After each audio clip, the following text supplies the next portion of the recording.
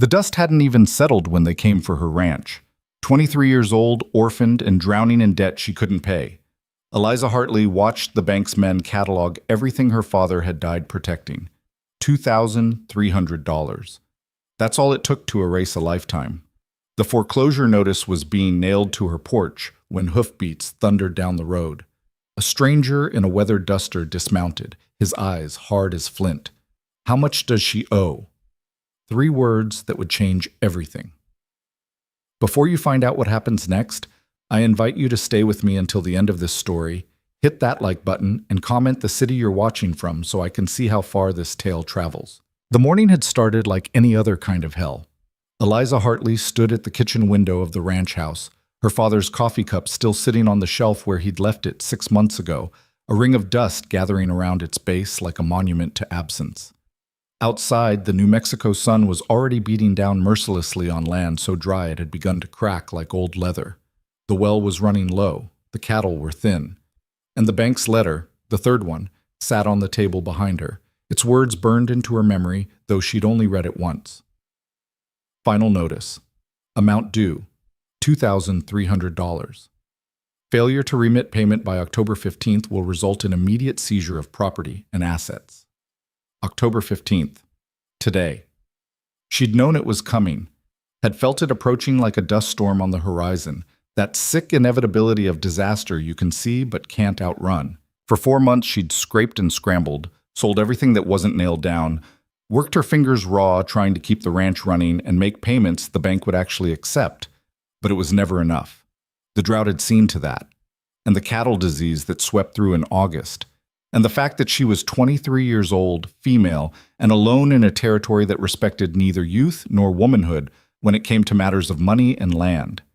Her father, Thomas Hartley, had built this ranch from nothing over 30 years, had carved out a life from soil and stubbornness, raised horses that were known 3 territories over for their stamina and spirit. He'd survived Apache raids, droughts, blizzards that killed livestock by the dozens. He'd survived everything except the simple, stupid accident of a spooked horse and a badly placed rock that had crushed his skull last March. And her mother, Sarah Hartley, had followed her husband into the ground just 2 months later, her heart apparently deciding it had no interest in a world without him in it, which left Eliza alone, orphaned, and inheriting not just a ranch, but a debt her father had taken on to expand the horse breeding operation, a gamble that would have paid off brilliantly if he'd lived long enough to see it through. She hadn't. The sound of wagon wheels crunching on the dry road pulled her from the window. Her stomach dropped like a stone down a well. They were here. 2 carriages, black as crows, with the territorial bank seal painted on their sides. She watched them roll up the long drive, dust billowing behind them in angry clouds. 4 men climbed out, 3 she didn't recognize, dressed in city suits despite the heat, and 1 she knew all too well. Vernon Hastings, the bank manager. A man whose smile never reached his eyes and whose handshake always felt like touching something dead. Eliza took a breath, squared her shoulders, and walked out onto the porch. The heat hit her like a physical thing, even though it wasn't yet 9 in the morning.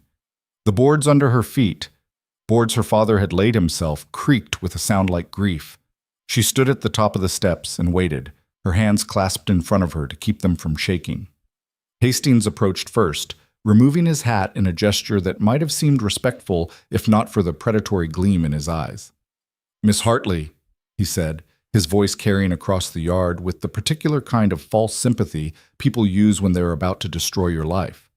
"I'm sorry it's come to this." "Are you?" Eliza heard herself say. Her voice came out steadier than she felt. Something flickered across Hastings' face. Annoyance, maybe, or amusement. "The bank gave you every opportunity to settle this debt. Your father was a valued customer for many years. We extended him credit in good faith." "My father died trying to build something," Eliza said. "I've been trying to finish what he started." "With what capital?" Hastings spread his hands. "Miss Hartley, you're 4 months in arrears. The total amount owed, including interest and fees, now stands at $2,300. Do you have that sum?" The question hung in the air like a noose. "You know I don't," Eliza said quietly. "Then I'm afraid we have no choice but to proceed with foreclosure proceedings." Hastings gestured to the men behind him. Mr. Pembroke here is our assessor. He'll be cataloging the property and assets for auction. I'll need you to vacate the premises by sundown. The words hit her like bullets. Vacate. By sundown. This house where she'd been born, where her mother had taught her to read, where her father had told her stories by the fireplace about the old days, about building something that would last. All of it, gone by nightfall. This is my home, Eliza said, and hated how small her voice sounded. This is collateral, Hastings corrected, and as of today it belongs to the Territorial Bank. One of the other men, Pembroke apparently, was already pulling out a leather-bound ledger and a pencil. He looked around the property with the detached interest of someone cataloging furniture in a warehouse. The third man, younger, with a deputy's badge pinned to his vest, stood with his hand resting on his gun belt, as if Eliza might suddenly turn violent. The horses, she said suddenly. At least let me keep the horses. They're not part of the ranch proper. They're my breeding stock. My father kept separate books for the horse operation. Hastings smiled, and it was worse than if he'd frowned. Everything on this property is collateral, Miss Hartley. The horses, the cattle, the equipment, all of it will be sold at auction to satisfy the debt. If there's any surplus after the bank recoups its losses, you'll receive it, though I wouldn't count on there being much. Of course there wouldn't be. The bank would make sure of that. They'd undervalue everything, sell it to their associates for pennies on the dollar, and she'd be left with nothing, not even enough to buy a train ticket east. Eliza felt something crack inside her chest, some last fragile hope she'd been clutching finally splintering apart. How long do I have? She asked. Mr. Pembroke's assessment should take 3, perhaps 4 hours, Hastings said. I'll need you to remain on the premises during that time to answer any questions. After that, he shrugged. I suggest you take whatever personal effects you can carry and make arrangements for lodging elsewhere. The ranch house itself will be locked and secured. Where exactly am I supposed to go? That, Miss Hartley, is not the bank's concern. The casual cruelty of it took her breath away. She'd known Vernon Hastings for years, had seen him at church socials, at the 4th of July celebrations in town. Her father had played poker with him, and now he stood in her yard, dismantling her entire existence, and couldn't even be bothered to pretend he gave a damn. Pembroke was already walking toward the barn, his ledger open, making notes. The deputy remained near the carriages, watching Eliza with the bored expression of someone who'd done this before and would do it again. I'll need access to the house, Hastings said, to inventory the contents. Eliza wanted to tell him to go to hell, wanted to slam the door in his face and bar it and dare them to break it down, but that would only bring the deputy's gun into play, and then she wouldn't even have until sundown. She'd be hauled off to jail, and the outcome would be exactly the same. So she stepped aside. Hastings climbed the porch steps, his boots heavy on the wood. He paused at the door, glancing back at her. For what it's worth, he said, I did try to convince the board to extend you more time, but you're young, unmarried, with no male relatives to vouch for your capability. The bank can't afford to carry unprofitable accounts indefinitely. How generous of you to try, Eliza said flatly. Hastings' smile thinned. Bitterness won't improve your situation, Miss Hartley? He went inside. Through the open door, Eliza could hear him moving through the house. Her house, opening drawers, making notes, cataloging her life like it was inventory in a general store. She stood on the porch, paralyzed by a grief so huge it had nowhere to go. Around her, the ranch that had been her entire world continued its slow death. The windmill that needed repair creaked in the hot breeze. The fence line along the eastern pasture sagged where posts had rotted. The garden her mother had tended was a patch of brown stubble. Everything her father had built, everything he'd died trying to protect. Gone. In the distance, she could see Pembroke entering the barn. She knew what he'd find there. 8 horses, including 2 mares heavy with foal, and the stallion, Ranger, that her father had paid a small fortune for 3 years ago. Magnificent animals, every one of them. They'd be sold off individually, probably to buyers who didn't know the first thing about proper horse care. The breeding program her father had spent decades developing would be scattered to the winds. Eliza closed her eyes and tried to breathe through the tightness in her chest. This was how it ended then. Not with violence or drama, but with paperwork and assessments and polite men in suits dismantling everything piece by piece. Her father's legacy reduced to line items in a ledger. A sound made her open her eyes, a creaking from inside the house that meant Hastings was in her father's study now, going through his desk. She should probably be in there, making sure nothing was stolen, but she couldn't bring herself to watch. Couldn't stand the sight of strange hands touching her father's things. Instead, she walked down the porch steps and out into the yard, needing to move, needing to do something other than stand still and let this happen. The sun was climbing higher now, promising another scorching day. October in New Mexico was supposed to bring relief from summer's heat, but this year the drought had held on with stubborn determination. The sky was a hard, brittle blue, cloudless. No rain in sight. Just like there'd been no rain for months.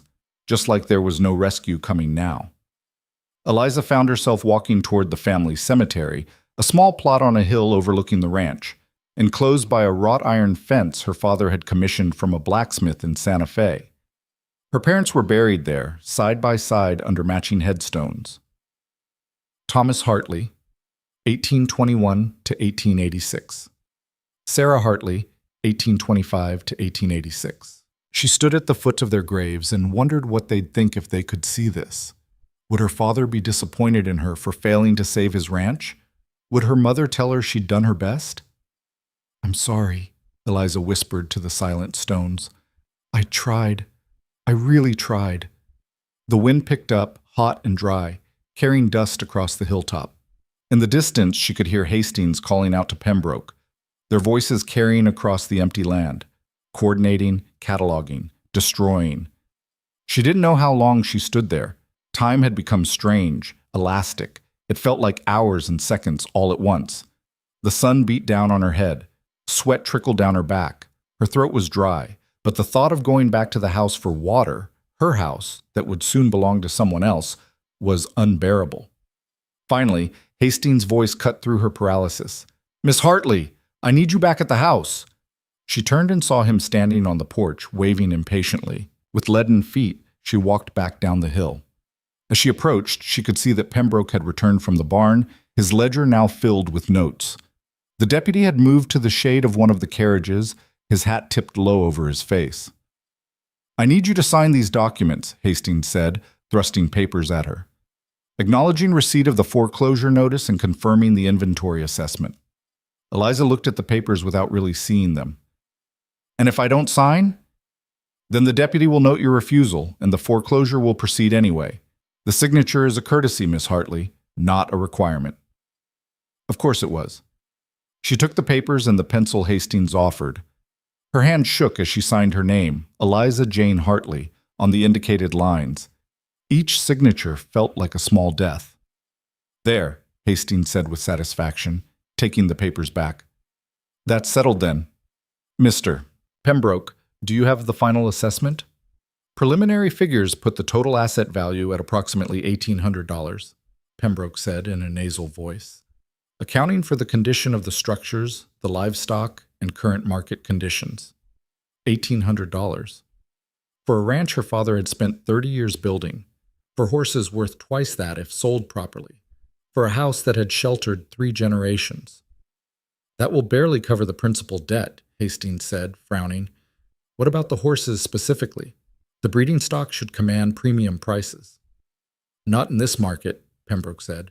"Droughts hit everyone hard. Nobody's buying luxury items like thoroughbred horses when they're struggling to feed the stock they have." Luxury items, that's what he called her father's life work. "Well, we'll have to take what we can get," Hastings said. He turned back to Eliza. "The auction will be held next Saturday in town. You're welcome to attend, though I imagine it won't be pleasant for you." "How considerate," Eliza said, her voice hollow. Hastings checked his pocket watch. "It's nearly noon. I think we're finished here. Miss Hartley, you have until sundown to remove your personal belongings. Anything left after that becomes property of the bank." 6 hours. She had 6 hours to sort through 23 years of life and decide what she could carry. "I'll need a wagon," she said, "to transport my things." "I'm afraid the wagon is part of the ranch assets," Hastings said, "already cataloged." Then how exactly am I supposed to? You can hire a wagon in town, or perhaps one of your neighbors would be willing to help. His tone suggested he doubted it. In this territory, helping someone the bank was foreclosing on was a good way to make yourself unpopular with the people who held everyone's mortgages. Eliza felt tears burning behind her eyes and blinked them back furiously. She would not cry in front of these men, would not give them that satisfaction. Is there anything else? She asked. I'll need the house keys before I leave. The house isn't locked. It will be. The bank will be installing new locks tomorrow. Hastings held out his hand expectantly. Eliza wanted to laugh at the absurdity of it. She'd never locked her doors. Nobody out here did. But now the bank wanted keys, wanted to seal away her home like a tomb. I don't have keys, she said. We've never needed them. Hastings sighed as if this was a personal inconvenience. Then I'll have locks installed today. You'll need to complete your removal of personal effects within the next few hours. Before she could respond, a sound cut through the hot, still air, the sound of hoofbeats coming fast. Everyone turned to look down the road. A rider was approaching, pushing his horse hard, dust billowing up behind him like smoke. Even from a distance, Eliza could see he was tall, broad-shouldered, dressed in the kind of weathered duster that marked a man who spent more time on the trail than in town. The rider didn't slow as he approached. If anything, he urged his horse faster, thundering down the last stretch of road before hauling back on the reins in a spray of dirt and gravel.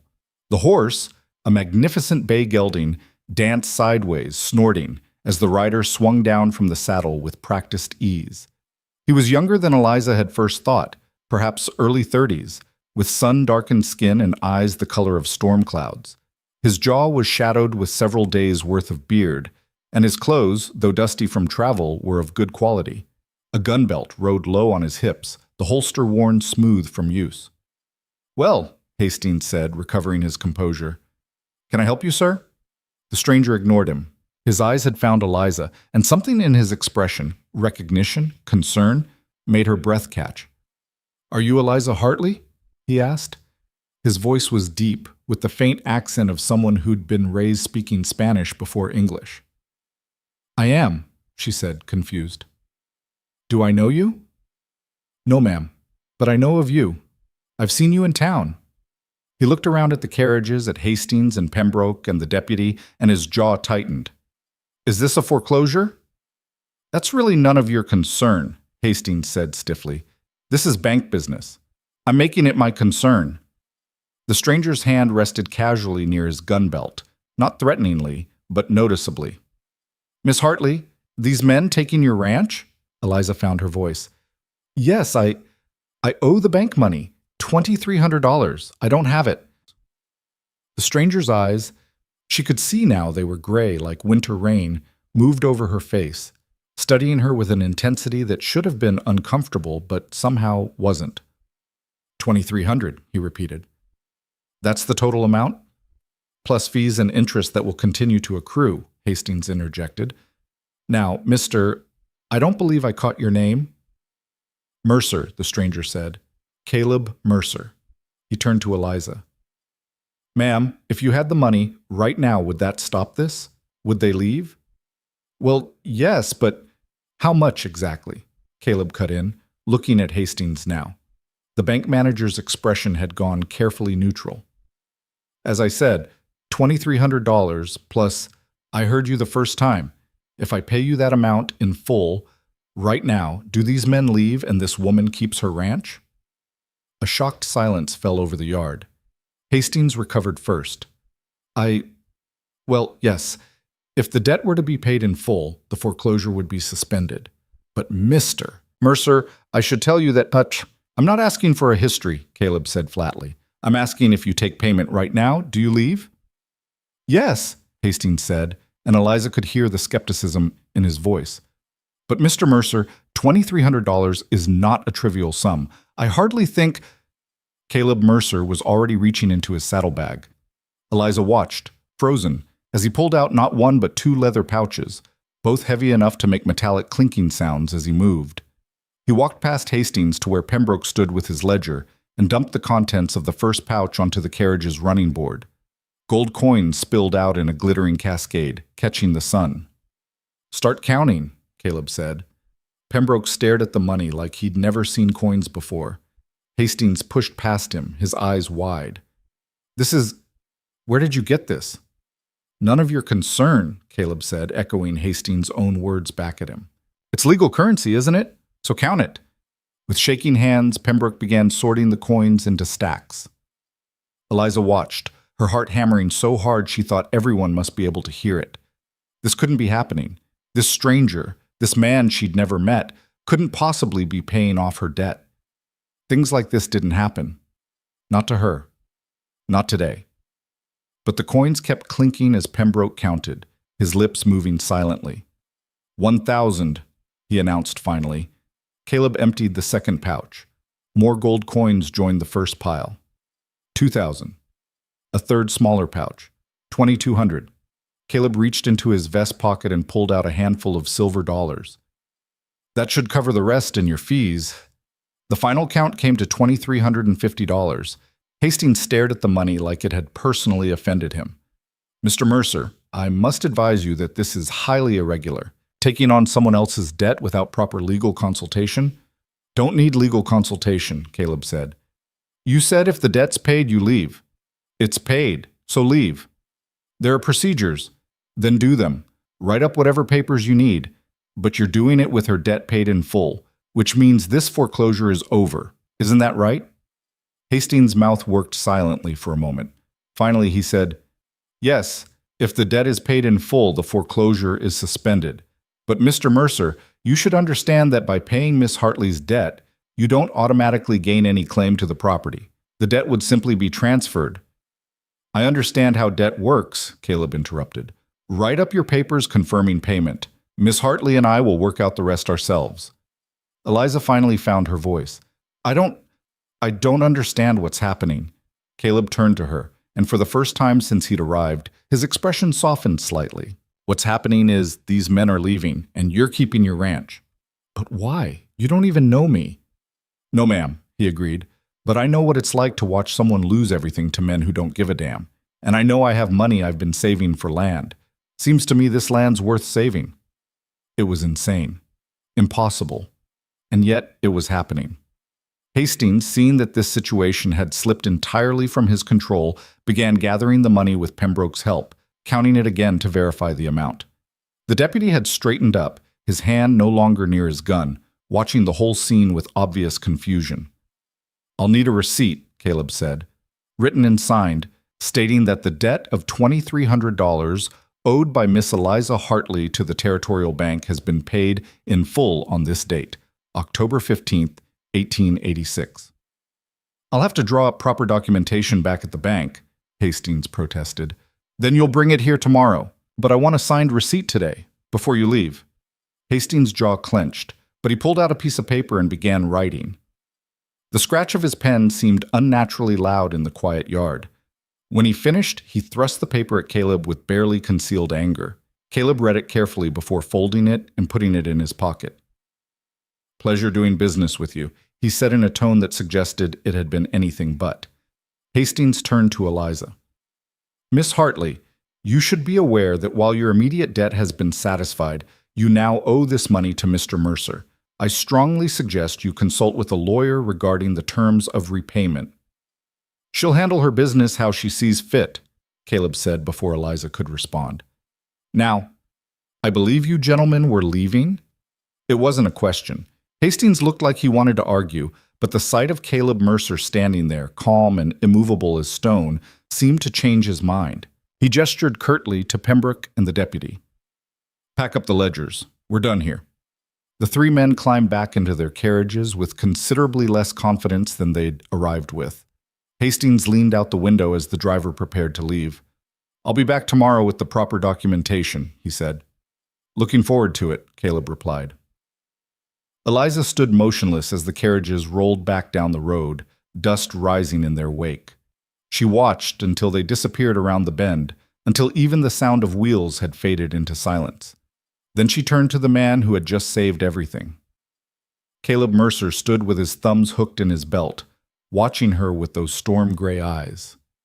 His horse, forgotten during the confrontation, had wandered over to the water trough and was drinking deeply. I don't understand, Eliza said again. Why would you do that? You just paid $2,300 for what? For the chance to make an offer, Caleb said, if you're willing to hear it. An offer. Yes, ma'am. But first might be we should talk about this out of the sun. I've been writing since dawn, and I expect you've had a harder morning than you were planning on. Eliza looked back at the house, her house that was somehow still her house, and felt tears threatening again. But this time they weren't entirely from grief. Yes, she said. Yes, let's go inside. She led him up the porch steps, her legs shaky, her mind reeling. Behind them, Caleb's horse finished drinking and began nibbling at the few sad patches of grass that remained in the yard. The house was as she'd left it, or rather, as Hastings had left it, with drawers half open and papers scattered where he'd been cataloging.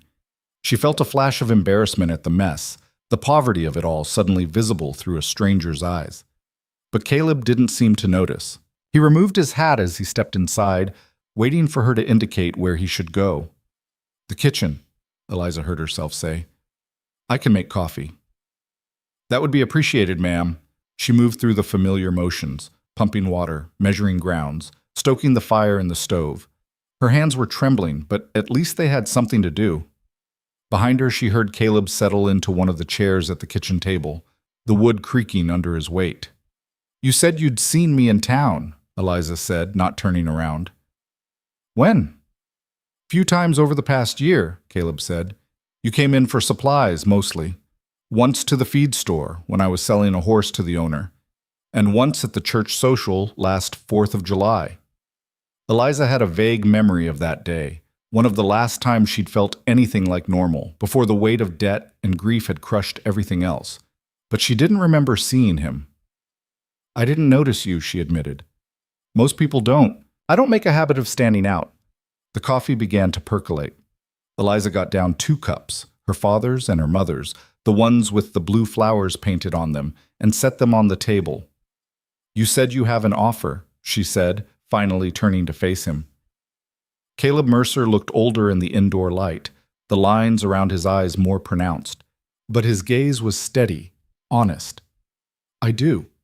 But before I make it, I need to ask you something. Do you want to keep this ranch? Of course I do, Eliza said immediately.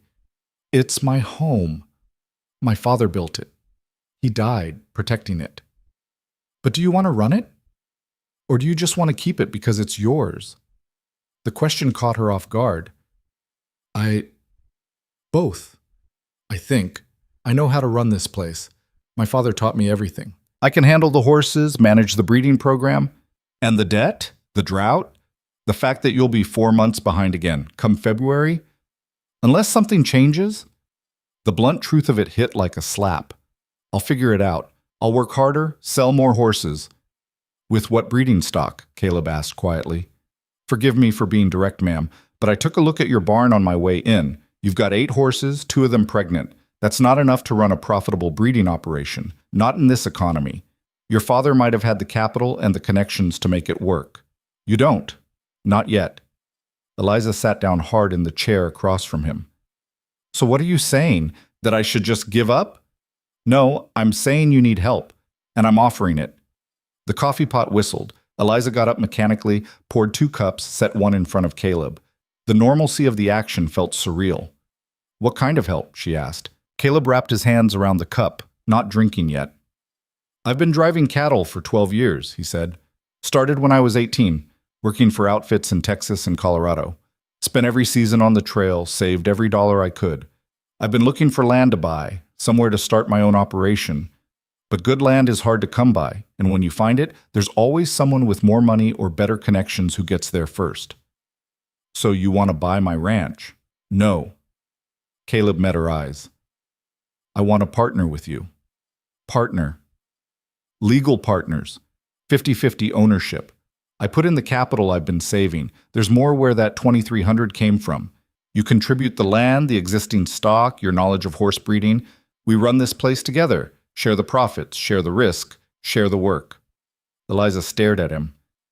You want to go into business with someone you don't even know? I know you didn't give up when your parents died, I know you've been fighting for 4 months to save this place. I know you stood up to those bankmen, even though you had nothing to fight with." He paused. "And I know you love this ranch enough to break your heart trying to keep it. That tells me what I need to know." "But why? Why not just wait until the next foreclosure, buy someone's land outright?"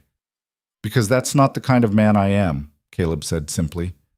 "I watched my mother lose her farm after my father died. Watched the bank take everything while the neighbors stood around feeling sorry but not helping. I swore if I ever had the means, I'd never stand by and watch that happen to someone else. Not if I could stop it." Eliza's throat was tight. "I can't pay you back. Not $2,300. It would take years." "I'm not asking you to pay me back. I'm asking you to build something with me. If it works, we both profit. If it fails, we both lose. That's what partnership means." It was insane, absurd, going into business with a stranger, giving up half ownership of her father's ranch to a man she'd met 30 minutes ago. And yet, "What about the cattle?" she asked.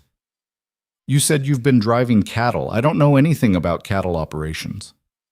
"And I don't know horse breeding beyond basic care," Caleb said. "But between us, we'd have both covered. I bring in cattle, you develop the horse operation. This ranch has good water access, even in drought. That arroyo feeds from a deep spring. With proper herd management, we could run a modest cattle operation alongside your horses." The bank said the horses weren't worth much in this market. The bank was trying to buy them cheap. Your stock is worth plenty to the right buyers. Buyers I have connections with from my years on the cattle trails. Ranchers who need good working horses and will pay premium prices for animals with proven bloodlines. Eliza's mind was racing. How would this work legally? How do I know you won't just take over once we're partners? "We'll draw up proper papers. 50-50 ownership, equal say, in all decisions. We ride into town tomorrow, talk to a lawyer, make it official. If you want clauses that protect your interests, we put them in." "This isn't a charity, Miss Hartley. It's a business proposition. I need land and an operation to invest in. You need capital and an extra pair of hands. We both need this to work." "Why horses and cattle? Why not just one or the other?" "Diversification. Your father was smart to develop the horse breeding, but he put too many eggs in one basket. The drought hit, the cattle market suffered, and suddenly nobody was buying luxury horses. But if you have both operations, one can carry you through when the other's struggling. It's basic risk management." He was right, and Eliza knew it. She'd thought the same thing herself over the past months, watching her father's careful plans crumble because everything was tied to one market. "And you'd live here?" she asked. "On the ranch?" "I'd need to. Can't run an operation from town. That would be... people would talk." "Let them talk. We're business partners, not..." He stopped, and for the first time Eliza saw a faint color rise in his cheeks. "It would be proper. I can bunk in the barn, or we can build a separate cabin. Whatever makes sense." Eliza looked down at her coffee, her mind churning. This man had just saved her from losing everything. He was offering her a chance to not just survive, but maybe even thrive. And yet, accepting meant fundamentally changing her relationship to her father's ranch, admitting she couldn't do it alone. "Can I think about it?" she asked quietly. "Of course. Take all the time you need." Caleb paused. "Well, maybe not all the time. The debt's paid for now, but winter's coming. We'd need to make decisions about stock management, feed supplies, repairs to infrastructure. The longer we wait, the harder it gets." "How long have you been planning this?" Eliza asked suddenly. Caleb had the grace to look slightly sheepish. "About 2 months. Since I heard in town that you were behind on payments. I asked around, learned about your situation, thought about approaching you earlier, but..." He shrugged. Seemed presumptuous to offer help before it was needed. "And you just happened to show up today. I knew the foreclosure date. Wasn't hard to figure out when to arrive." "That's quite a gamble. What if I'd already lost the ranch before you got here?" "Then I would have bought it at auction and offered you a job as foreman," Caleb said simply. Either way, seemed wrong to let good land and a good horse operation go to waste. Eliza didn't know whether to be impressed by his pragmatism or unsettled by it. "I need to see your capital," she said. "If we're going to be partners, I need to know what you're bringing to this beyond the money you just spent on the debt." "Fair enough." Caleb stood. I've got documentation in my saddlebag. Bank statements, letters of credit, inventory of livestock I own that's currently with a cattle outfit in Colorado. Should give you a clear picture. They went back outside. The sun was past its zenith now, beginning the long slide toward evening. Caleb's horse had found a patch of shade and was dozing on 3 legs. Caleb rummaged in his saddlebag and pulled out a leather portfolio. Inside were neatly organized papers, bank statements from accounts in Denver and Santa Fe, letters from cattle outfit managers attesting to his ownership of breeding bulls, and several hundred head of mixed stock, even a letter of reference from a Colorado rancher Eliza recognized the name of. She read through everything twice. The numbers were staggering. After paying her debt, Caleb Mercer still had nearly $4,000 in accessible capital, plus livestock worth at least that much again. You've been saving for a long time, she said. Since I was 18, every dollar I didn't need for basics went into the bank. Figured eventually I'd have enough to buy land outright. But like I said, good land's hard to come by. And you're willing to risk all of this on a partnership with someone you don't know. I'm willing to risk it on someone who's proven she won't quit, Caleb corrected. That's worth more than experience sometimes. Eliza handed the portfolio back. Her heart was pounding. This was either the smartest decision she'd ever make or the most foolish, and she had no way of knowing which until it was too late. If we do this, she said slowly, there have to be rules, clear boundaries. Agreed. I want final say on anything involving the horses. Breeding decisions, sales, training protocols. That was my father's specialty, and it's mine. And I want final say on cattle operations. But for anything that affects the ranch as a whole, major purchases, land improvements, hiring, we decide together. What if we disagree? Then we talk it through until we find a compromise. And if we can't, we bring in a third party to mediate. The lawyer, maybe, or someone else we both trust. It was reasonable. More than reasonable. And yet Eliza still felt like she was standing on the edge of a cliff, about to jump. One more question, she said. Why aren't you married? Why are you out here alone instead of starting a family ranch with a wife? Caleb's expression shuddered slightly. I was engaged once, 5 years ago. She decided she didn't want to be married to a man who was gone 8 months out of the year chasing cattle. Can't say I blame her. This life isn't for everyone. And you never tried again? Spent the last 5 years focused on saving money and learning the business. Didn't seem fair to ask a woman to wait while I figured out my future. He paused. What about you? You're young, capable. Why isn't there a husband helping you run this place? Because the kind of men who wanted to marry me wanted a wife, not a business partner, Eliza said flatly. They wanted someone to cook and clean and produce children while they ran the ranch. My father taught me to run operations, to read contracts, to breed horses. Most men found that intimidating rather than attractive. Their loss, Caleb said, and sounded like he meant it. They stood in the yard, the afternoon heat pressing down on them, 2 people who were strangers contemplating binding their futures together. I need until tomorrow, Eliza said finally, to think about this properly, to make sure I'm not just, she gestured vaguely, reacting to almost losing everything today. That's wise, Caleb agreed. I'll head into town, get a room at the boarding house. Come back tomorrow morning, and you can give me your answer. If it's yes, we'll ride in together and see the lawyer. If it's no, he shrugged, then the debt's still paid, and you've got breathing room to figure out your next move. And if I say no, you'll just walk away? After spending $2,300? Consider it an investment in doing the right thing, Caleb said. Sometimes that has to be enough. He gathered his horse's reins and swung into the saddle with the ease of long practice. Looking down at her, his expression was serious but not unkind. Miss Hartley, I know this is a lot to take in, and I know you've got no reason to trust me beyond what I've done today. But I want you to know, if we do this, I'm committed. I don't quit on partnerships, and I don't quit on land. Your father built something worth protecting. I'd be honored to help you keep building it.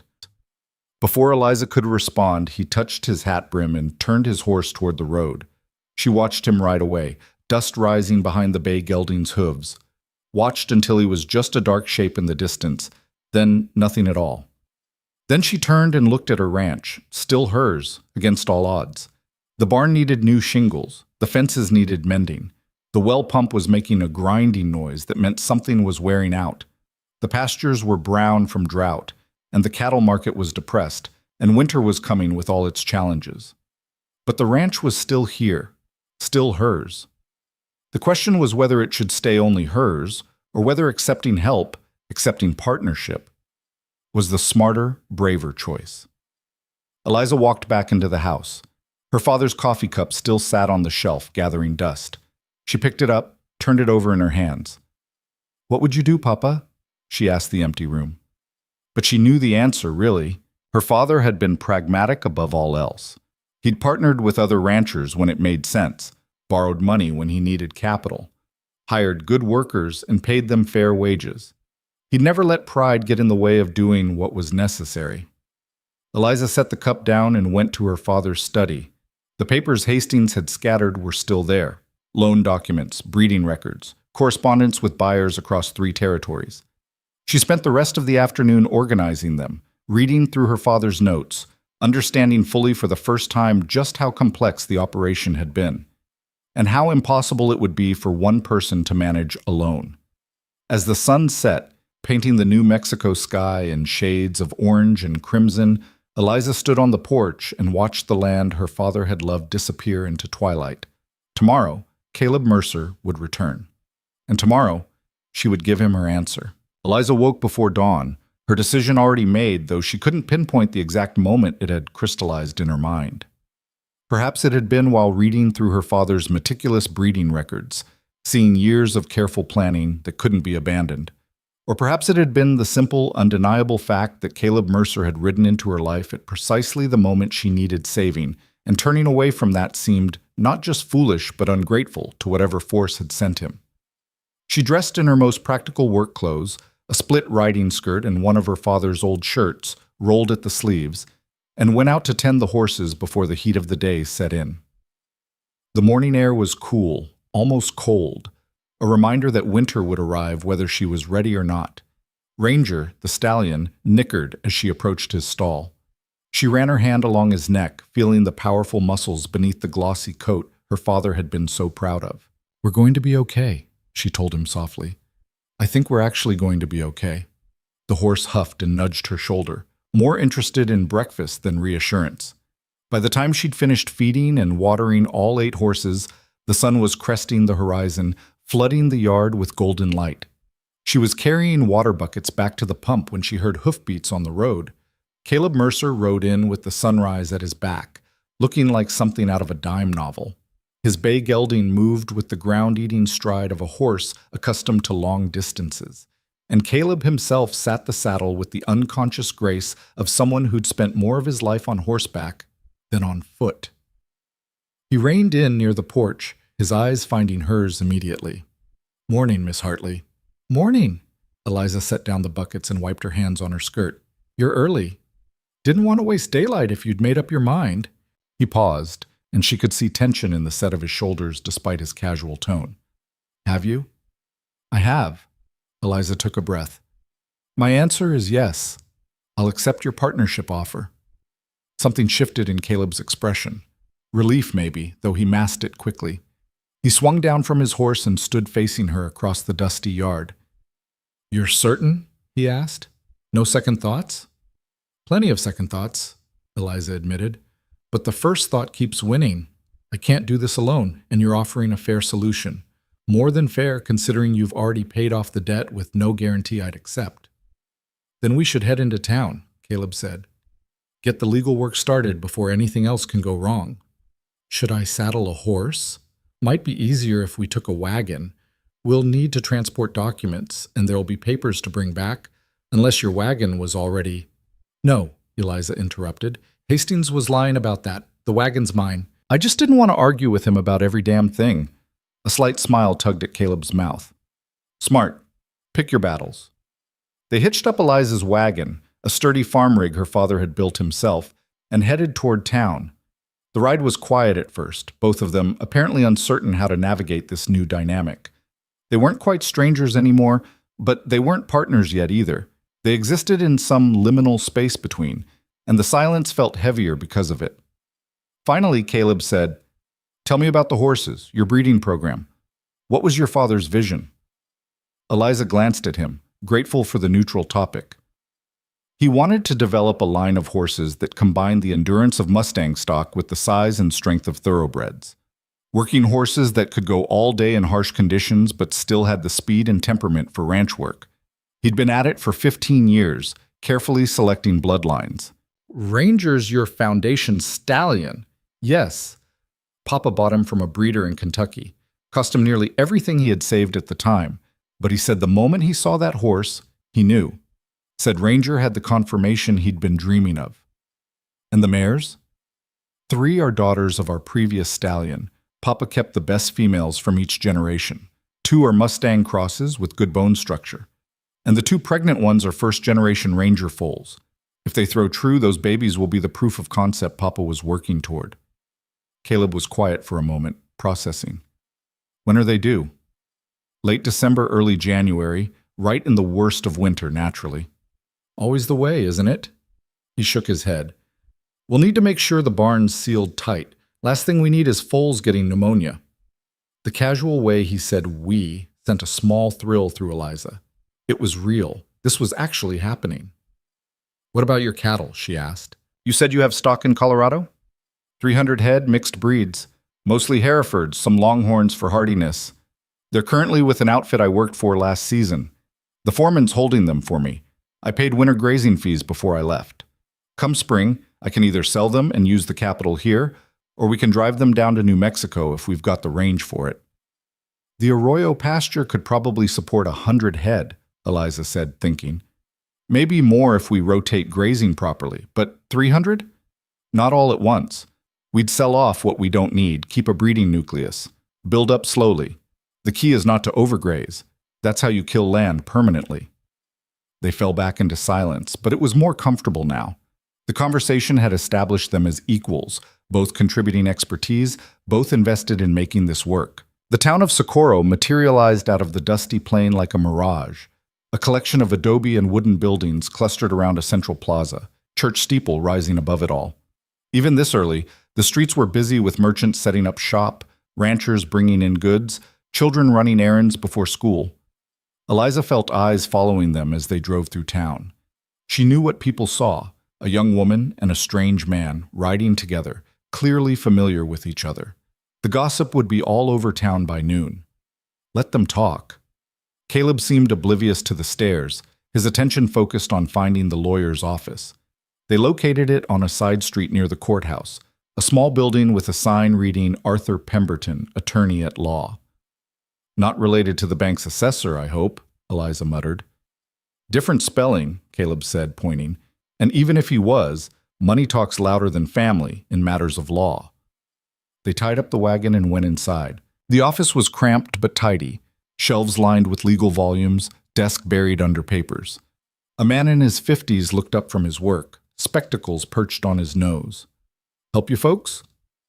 We need partnership papers drawn up, Caleb said. Legal and binding, for a ranch operation. Pemberton's eyebrows rose slightly. I see. And you are? Caleb Mercer. This is Miss Eliza Hartley. She owns the Hartley Ranch northeast of here. Ah, yes, I know of it. Your father was Thomas Hartley, wasn't he? The lawyer asked Eliza. He was. Good man. I was sorry to hear of his passing. Pemberton gestured to the chairs across from his desk. Please, sit. Now, you're looking to establish a business partnership for ranch operations. What sort of arrangement did you have in mind? For the next hour, they hammered out the details. 50-50 ownership, equal decision-making authority in their respective areas of expertise, provisions for profit sharing, dispute resolution, dissolution of partnership if necessary. Pemberton asked pointed questions, making sure both parties understood what they were agreeing to. Miss Hartley, he said at one point, you understand that by entering into this partnership, you're essentially giving Mr. Mercer half ownership of property that has been in your family for 3 decades. I do. And you're comfortable with this arrangement. Eliza met the lawyer's eyes steadily. Mr. Mercer paid off my debt yesterday when the bank was foreclosing. Without him, I'd have nothing. With him, I have a chance to keep my family's ranch running and profitable. Yes, I'm comfortable. Pemberton turned to Caleb. And you, sir, are putting significant capital into a property you've never worked, with a partner you barely know. That strikes you as sound business? It does, Caleb said simply. I've researched the property values, reviewed the breeding records Miss Hartley showed me, and assessed the land quality myself. The fundamentals are solid. What was lacking was working capital and labor, both of which I can provide. The lawyer studied them both for a long moment, then shrugged. Well, it's your futures. I'll draw up the papers. It'll take me a few days to get everything properly documented and witnessed. In the meantime, I'd suggest you both think very carefully about what you're doing. Partnerships can be wonderful or disastrous, and the difference usually comes down to how well the partners communicate. We'll manage, Eliza said with more confidence than she felt. They left the lawyer's office with a handshake agreement to return in 3 days to sign the formal documents. As they walked back to the wagon, Caleb said, "We should stop at the general store. If we're going to start working the ranch properly, we'll need supplies." "I don't have much cash," Eliza admitted. "I do. Consider it an advance on partnership expenses." At the general store, they drew more stairs. Mrs. Henderson, the proprietor's wife, looked like she wanted to ask questions but settled for excessive politeness instead. "Miss Hartley, how lovely to see you. And Mr. Mercer," Caleb supplied. "Ma'am." They purchased fencing supplies, nails, lamp oil, coffee, flour, salt pork, beans, the basics of ranch life. Caleb added a new axe and a coil of good rope. Eliza threw in fabric for winter curtains, feeling oddly domestic about it. As they loaded the supplies into the wagon, a familiar voice called out, "Eliza Hartley, is that you?" Eliza turned to see Margaret Sullivan approaching, a woman her own age she'd known since childhood. Margaret's eyes were alight with curiosity. "Maggie," Eliza said, forcing a smile. "Good to see you."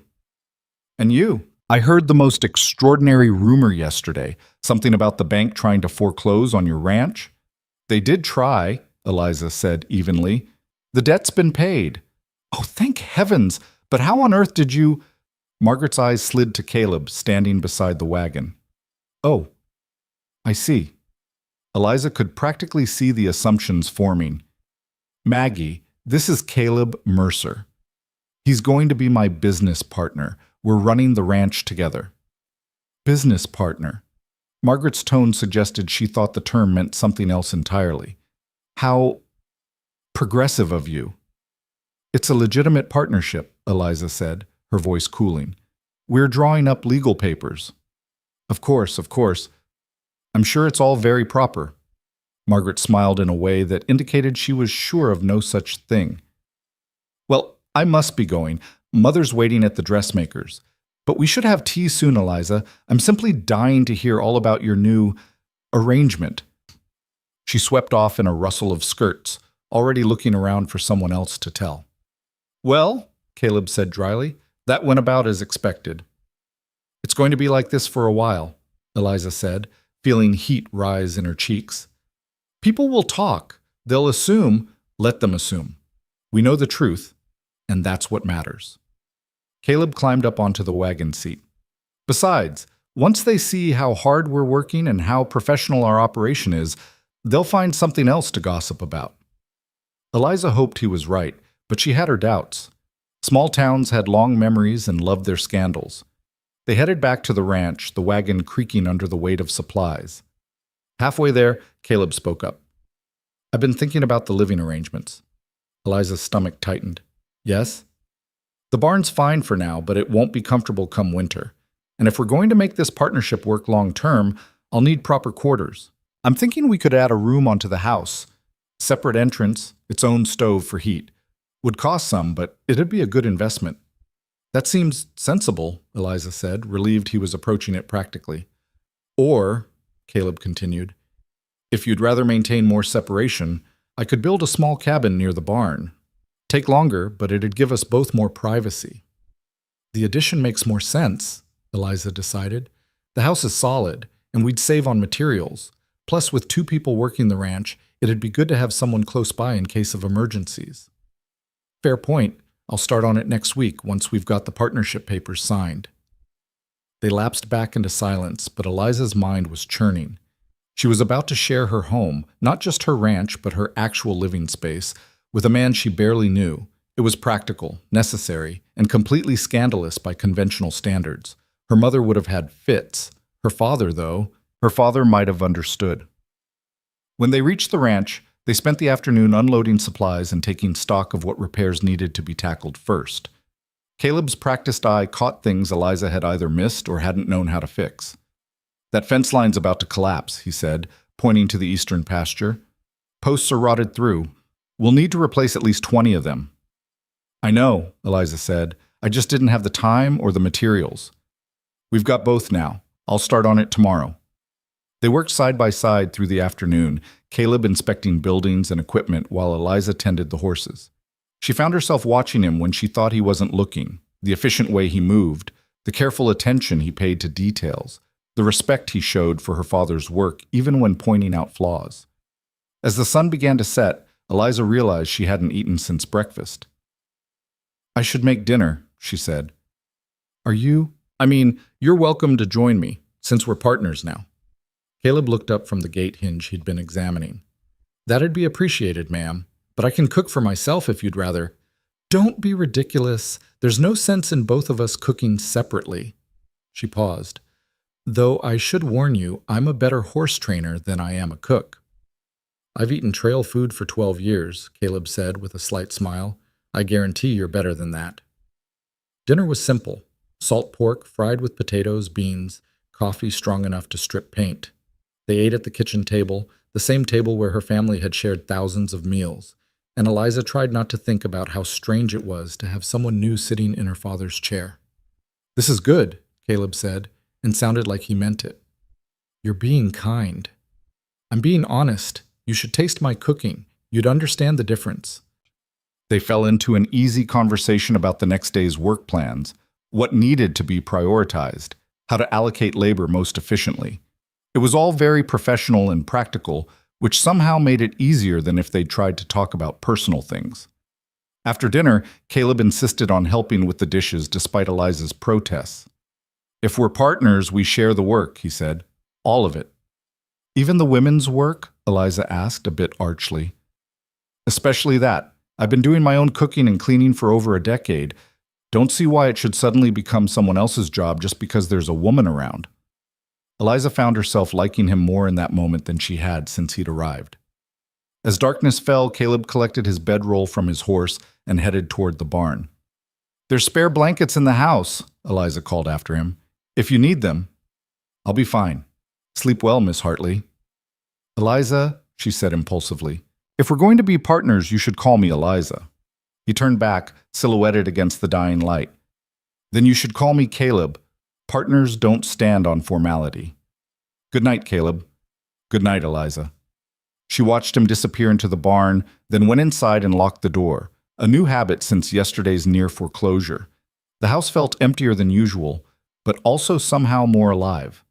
For the first time in months, there was possibility in the air instead of just dread. The next 3 days established a rhythm that felt both strange and natural. They worked from sunup to sundown, Caleb tackling the fence repairs while Eliza managed the horses and handled the endless small tasks that kept a ranch functioning. They ate meals together, discussed plans and problems, and gradually learned each other's work styles and temperaments. Caleb, Eliza discovered, was methodical and patient, the kind of man who did things right the first time, even if it took longer. He didn't talk much while working, but when he did speak, his words were considered and useful. He had a wry sense of humor that caught her off guard sometimes, dry observations that made her laugh when she least expected it. For his part, Caleb seemed to appreciate that Eliza knew her business and didn't need constant supervision or instruction. She caught him watching her work with the horses once, a look of something like respect on his face when she settled a skittish mare with nothing but patience and a soft voice.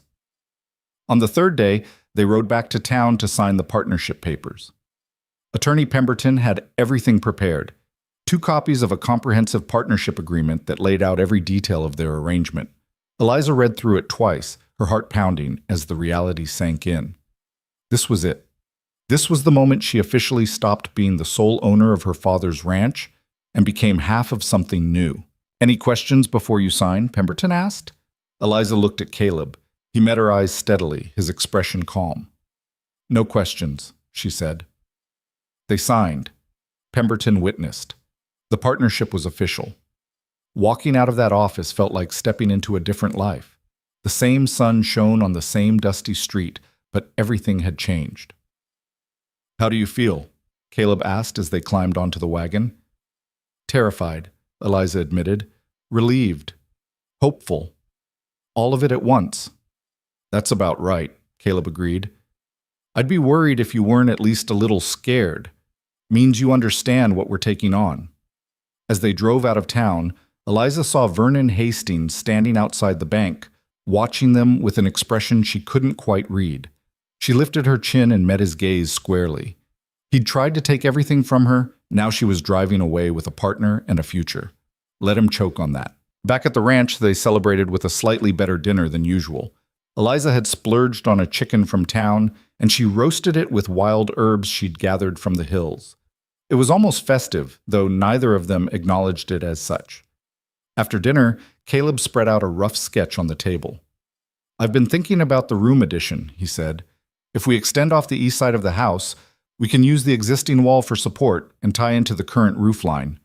Won't be fancy, but it'll be solid and warm." Eliza studied the drawing. "When would you start?" "Tomorrow, if the weather holds. I can work on it in the evenings after the fence repairs are done." "That's a lot of work." "Work's what I'm here for."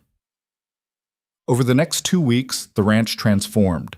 The fence line got new posts straight and strong, the barn roof was patched, the well pump was repaired, and slowly, board by board, Caleb built himself a room onto the side of the house. Eliza helped when she could, holding boards steady while he nailed, fetching tools, mixing mortar for the small stove he installed.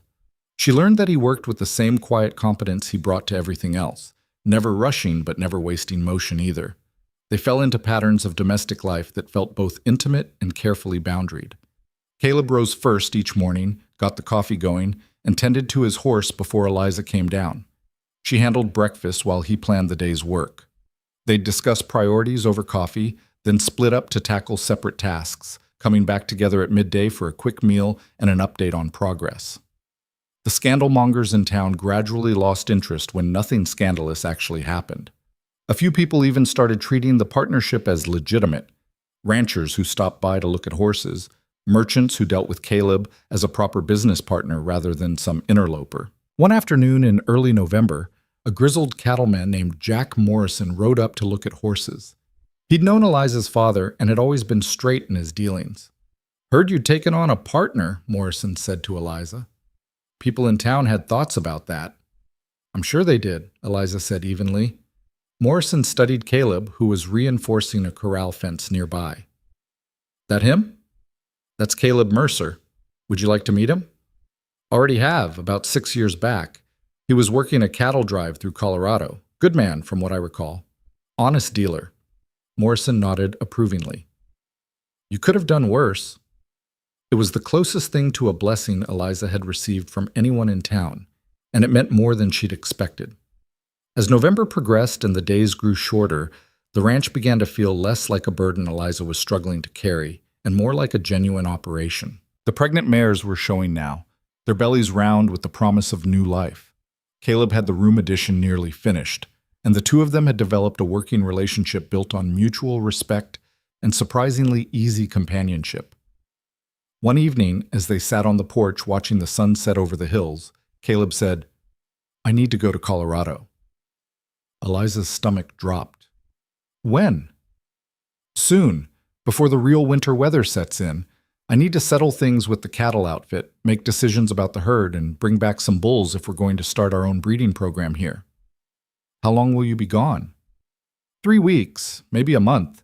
Depends on the weather and how much of the herd I decide to drive back." A month. The thought of managing the ranch alone again, even temporarily, filled Eliza with something close to panic. She'd gotten used to having help, to being part of a partnership. The idea of going back to solitary struggle, even briefly, was unexpectedly daunting. "The mares," she said.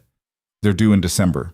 If something goes wrong, I'll be back well before then," Caleb assured her.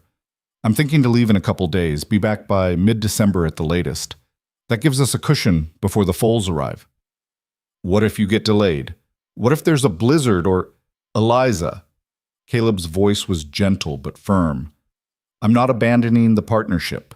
I'm going to handle necessary business so we can move forward. You managed this ranch alone for months before I showed up. You can handle a few weeks now. That was different. I didn't have a choice then. And you don't now. This trip is necessary. He paused. Unless you don't trust me to come back. Eliza looked at him sharply. That's not... I trust you. I just... She struggled to articulate the fear. I'm not used to depending on someone, and now that I have, the thought of being alone again feels harder than it did before. That's partnership, Caleb said quietly. It makes you stronger together, but it also means you feel the absence more when you're apart. Doesn't mean we shouldn't do it. Just means it matters. He was right, and Eliza knew it. She nodded reluctantly. I'll need you to handle the fence work while I'm gone, Caleb continued, shifting to practical matters. And there's a section of roof on the barn that needs patching before the snow comes. I'll leave detailed notes about everything. Detailed notes. You think I can't remember instructions? I think you'll have enough on your mind without trying to remember whether I said the northwest or northeast corner needed bracing. They spent the next 2 days in a flurry of preparation. Caleb finished the room addition, a simple but well-built space with a narrow bed, a stove, a chair, and pegs for hanging clothes. He moved his few possessions in, and suddenly the house felt different, more occupied, more like a home shared rather than a space borrowed. He wrote out pages of instructions for ranch maintenance, organized the tools so everything was easy to find, and made Eliza practice repairs she might need to handle in his absence. She tolerated the fussing because she understood it came from concern, not condescension. The evening before his departure, they had a quiet dinner.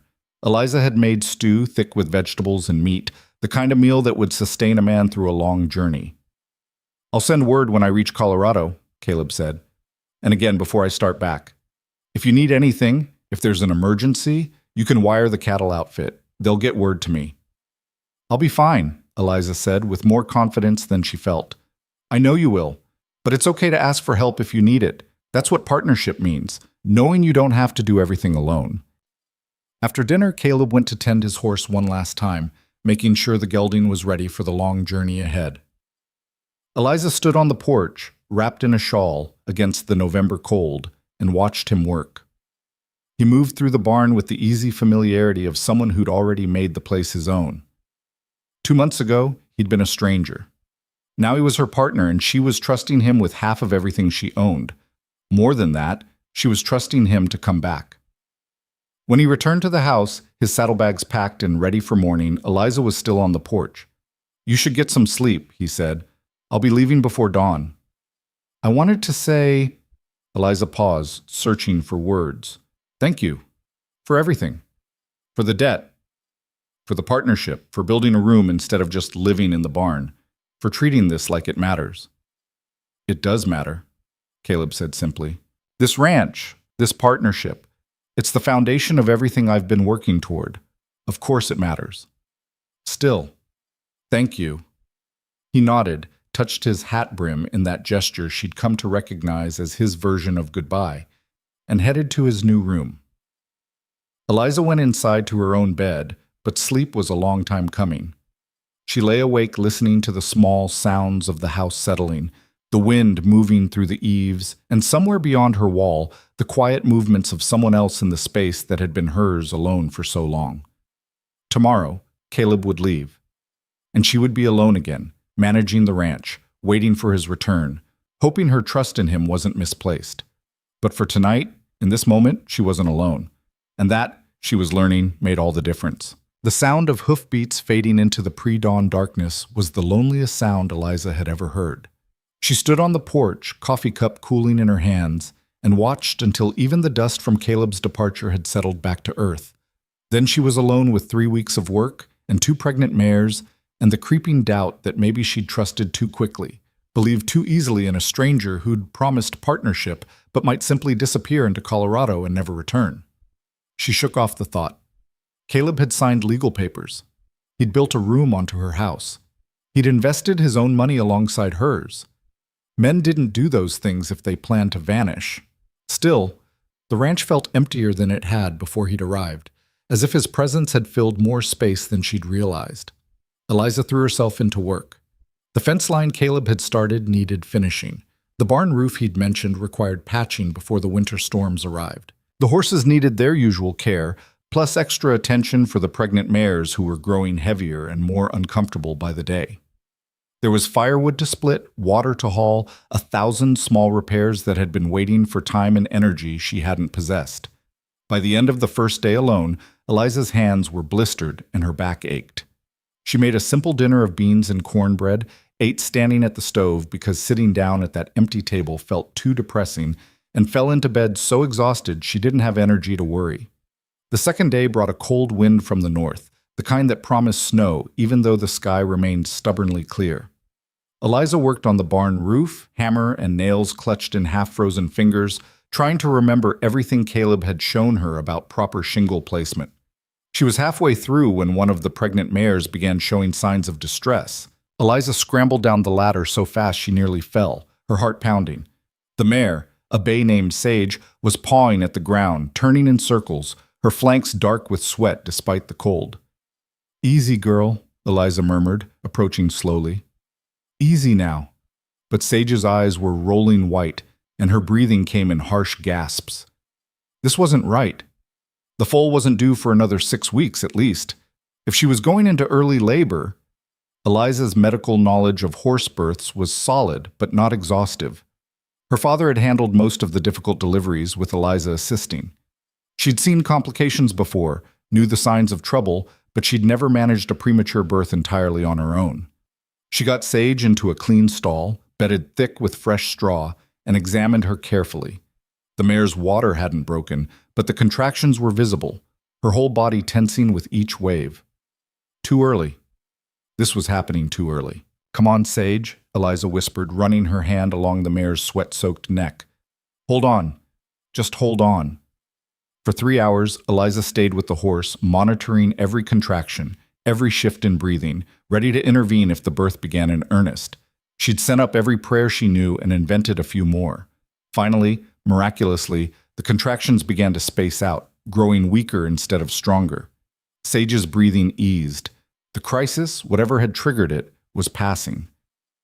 By the time Eliza stumbled back to the house, it was well past midnight. She collapsed into bed still wearing her work clothes, too exhausted to care about propriety or comfort. The next morning, Sage seemed better, though Eliza watched her carefully throughout the day. No more contractions, no signs of distress. Whatever had happened, the mare had weathered it, but the incident had shaken Eliza badly. What if the contractions had continued? What if the foal had come early and needed specialized care?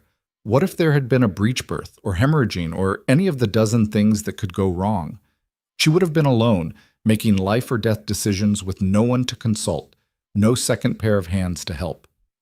That night she sat at the kitchen table with Caleb's detailed notes spread in front of her, and for the first time since he'd left, she let herself cry.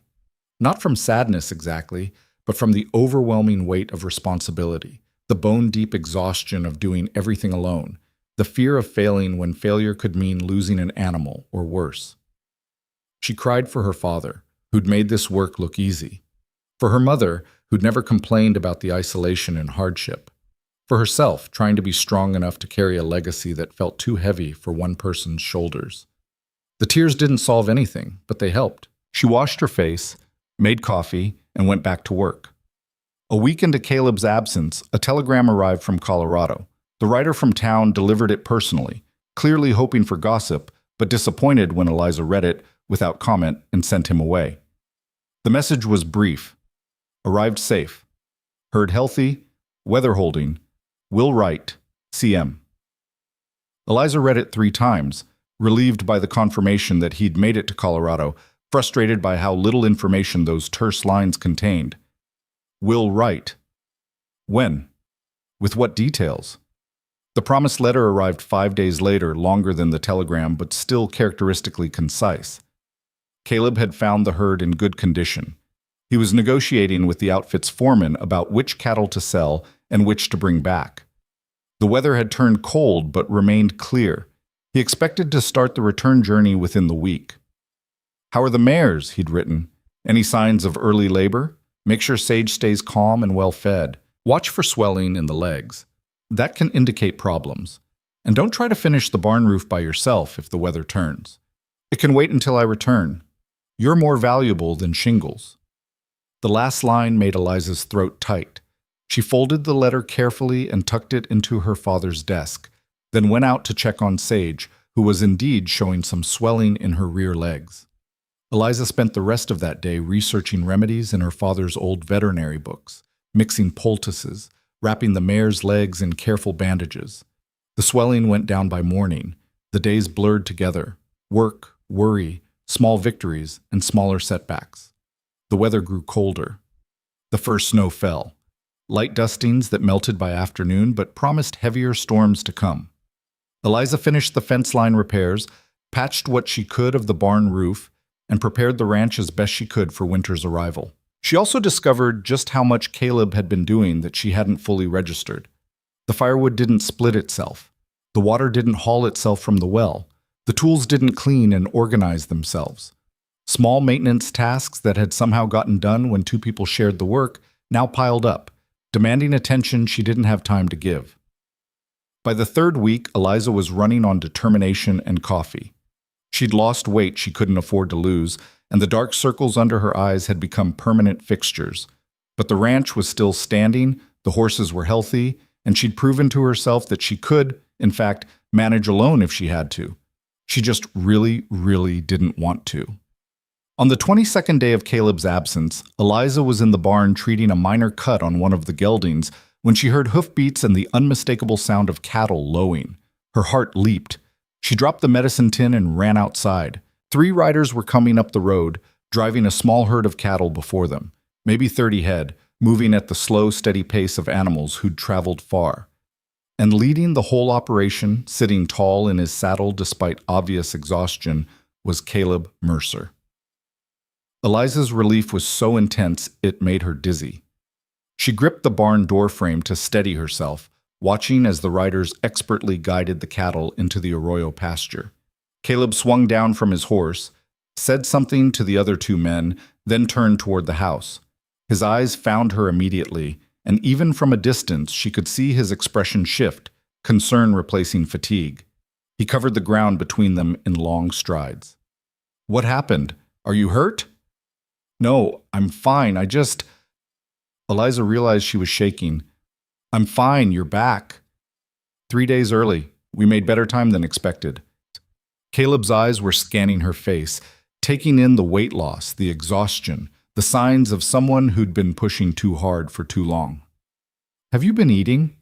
"Yes, mostly, when I remember."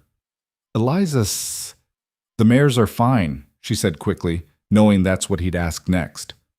"Sage had some early contractions about 2 weeks ago, but they stopped. I've been watching her closely. There's been some swelling in her legs, but I treated it and it's mostly resolved. Everything's fine." Caleb looked like he wanted to argue with that assessment, but one of the other riders called out to him. "Mercer, we got the cattle settled. You want us to stay and help with anything else?" "No, Tom, you and Davis head on into town. Get yourselves some hot food and a warm bed. I'll settle up with you tomorrow." The 2 riders tipped their hats and rode off, clearly too tired to care about anything except sleep. Caleb turned back to Eliza. "Come on, you need to sit down before you fall down." "I'm not going to fall down." "Humor me anyway." He guided her toward the house with a hand on her elbow, and Eliza was too tired to protest. Inside, he sat her at the kitchen table and immediately began building up the fire in the stove. "When did you last eat a proper meal?" he asked. "I eat proper meals." "That's not an answer." Eliza tried to remember. "Yesterday? I think I had eggs yesterday morning." Caleb muttered something under his breath that sounded uncomplimentary. He rummaged through the pantry, pulling out supplies, and within minutes had bacon sizzling in the pan. The smell made Eliza's stomach growl loudly enough that Caleb glanced at her with an "I told you so" expression. While the food cooked, he poured her coffee, real coffee, strong and hot, and stood watching her with his arms crossed like he was afraid she might disappear if he looked away. "I told you to take care of yourself," he said. I did take care of myself. I just also took care of everything else. You look like you haven't slept in a week. I sleep, Eliza protested, just not consistently. Caleb shook his head and turned back to the stove. He piled a plate high with bacon, eggs, and fried potatoes, set it in front of her, and said, "Eat." Eliza wanted to argue on principle, but the food smelled too good, and she was too hungry. She ate, and Caleb cooked another batch for himself. And for a while the kitchen was silent except for the sounds of eating and the comforting crackle of the fire. Finally, Caleb said, "Tell me what happened with Sage." Eliza recounted the scare with the early contractions, the hours of monitoring, the swelling that had appeared and been treated. Caleb listened without interrupting, his expression growing more concerned with each detail. "You should have wired me," he said when she finished. "And said what? Come back because I'm scared? You were doing important work. I handled it." Partnership means we handle things together, Eliza. That includes the scary parts. You weren't here, so I handled it alone. That's what people do. Caleb was quiet for a long moment. "I shouldn't have left you alone for 3 weeks. That was poor judgment on my part. You had to go, we both knew that. I should have made better arrangements, hired someone to help while I was gone, at least. We can't afford to hire help yet. We can afford it better than we can afford you working yourself to death trying to do everything." He pushed his empty plate aside. "From now on, if I need to leave for more than a few days, we make sure you have help. That's not negotiable." Eliza wanted to argue, but exhaustion was catching up with her now that the adrenaline of his return was fading. "Fine. Did you bring back the bulls?" 3 of them. Young, good bloodlines, different enough genetics that we can build a healthy breeding program. They're with the herd in the Arroyo pasture." He paused. "I also brought back some of my personal stock. Had to sell off the rest to the outfit, but I kept the best breeding cows. Figure we can build up from there." "How many head total?" 32 cattle, 3 bulls. Not a huge operation, but it's a start." Eliza did some mental math. With proper management, they could double that herd within 2 years, have a genuinely profitable cattle operation within 5. Combined with the horse breeding program, the ranch could actually thrive instead of just survive. "That's good," she said. "That's really good." Caleb was watching her again with that concerned expression. "When's the last time you had a full night's sleep?" Define full. "More than 4 hours." Eliza thought about lying, but what was the point? "I don't remember." "Right, you're going to bed. Now." "It's barely evening." "And you're dead on your feet. Go. Sleep. I'll handle evening chores." "You just drove cattle from Colorado. And you've been running this ranch alone for 3 weeks. I'm tired. You're exhausted. There's a difference." When Eliza didn't move, he added more gently, "Please, let me take care of things for one night. You've earned it." The kindness in his voice undid her. Eliza nodded, too tired to keep arguing, and headed upstairs. She meant to change into a nightgown, to wash her face, to do all the normal evening rituals. Instead, she sat down on the edge of her bed to unlace her boots and woke up 10 hours later, fully clothed, with a blanket draped over her that hadn't been there when she'd sat down. Morning light was streaming through the window. Eliza sat up, disoriented, and realized Caleb must have come in sometime during the night to cover her. The thought should have felt intrusive, but instead it felt like care. She changed properly, washed, and went downstairs to find breakfast already cooking and Caleb gone, presumably out tending to the animals.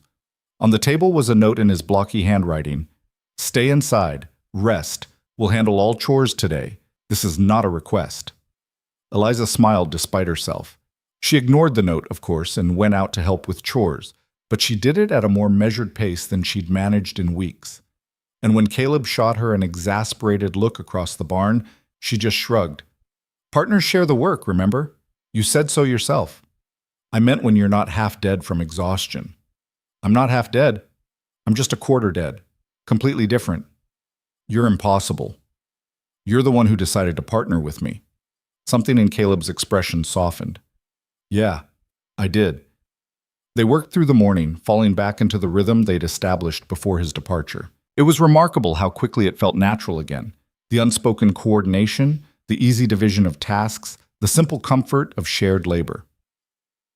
By afternoon, Eliza was feeling more like herself. They walked out to the arroyo pasture to check on the new cattle, and Eliza had to admit Caleb had chosen well. The animals were healthy, well-formed, with the sturdy build needed for this harsh territory. "They'll do," she said, which was high praise, and they both knew it. "The bulls should service the mares as well as the cows if needed," Caleb said. "Though you'll probably want Ranger doing most of that work." "Definitely, but it's good to have options." They stood watching the cattle graze, the winter sun weak but present, the wind cold but not brutal. It was one of those perfect moments of ranch life. Everything peaceful, everything in its proper place. Then Caleb said, "I need to tell you something." Eliza's stomach tightened. Here it came, whatever bad news he'd been waiting to deliver. "What is it?" "While I was in Colorado, I had time to think. About the partnership, about our arrangement, about how things have been working." He paused, seeming to choose his words carefully. "This is working, Eliza. Better than I expected, honestly. You're a good partner, fair, capable, willing to carry your share, and then some. Maybe too willing, based on the last 3 weeks. Is there a but coming? No but. I'm just saying that I'm in this for the long term. Whatever happens, however hard it gets, I'm committed to making this partnership work. I wanted you to know that."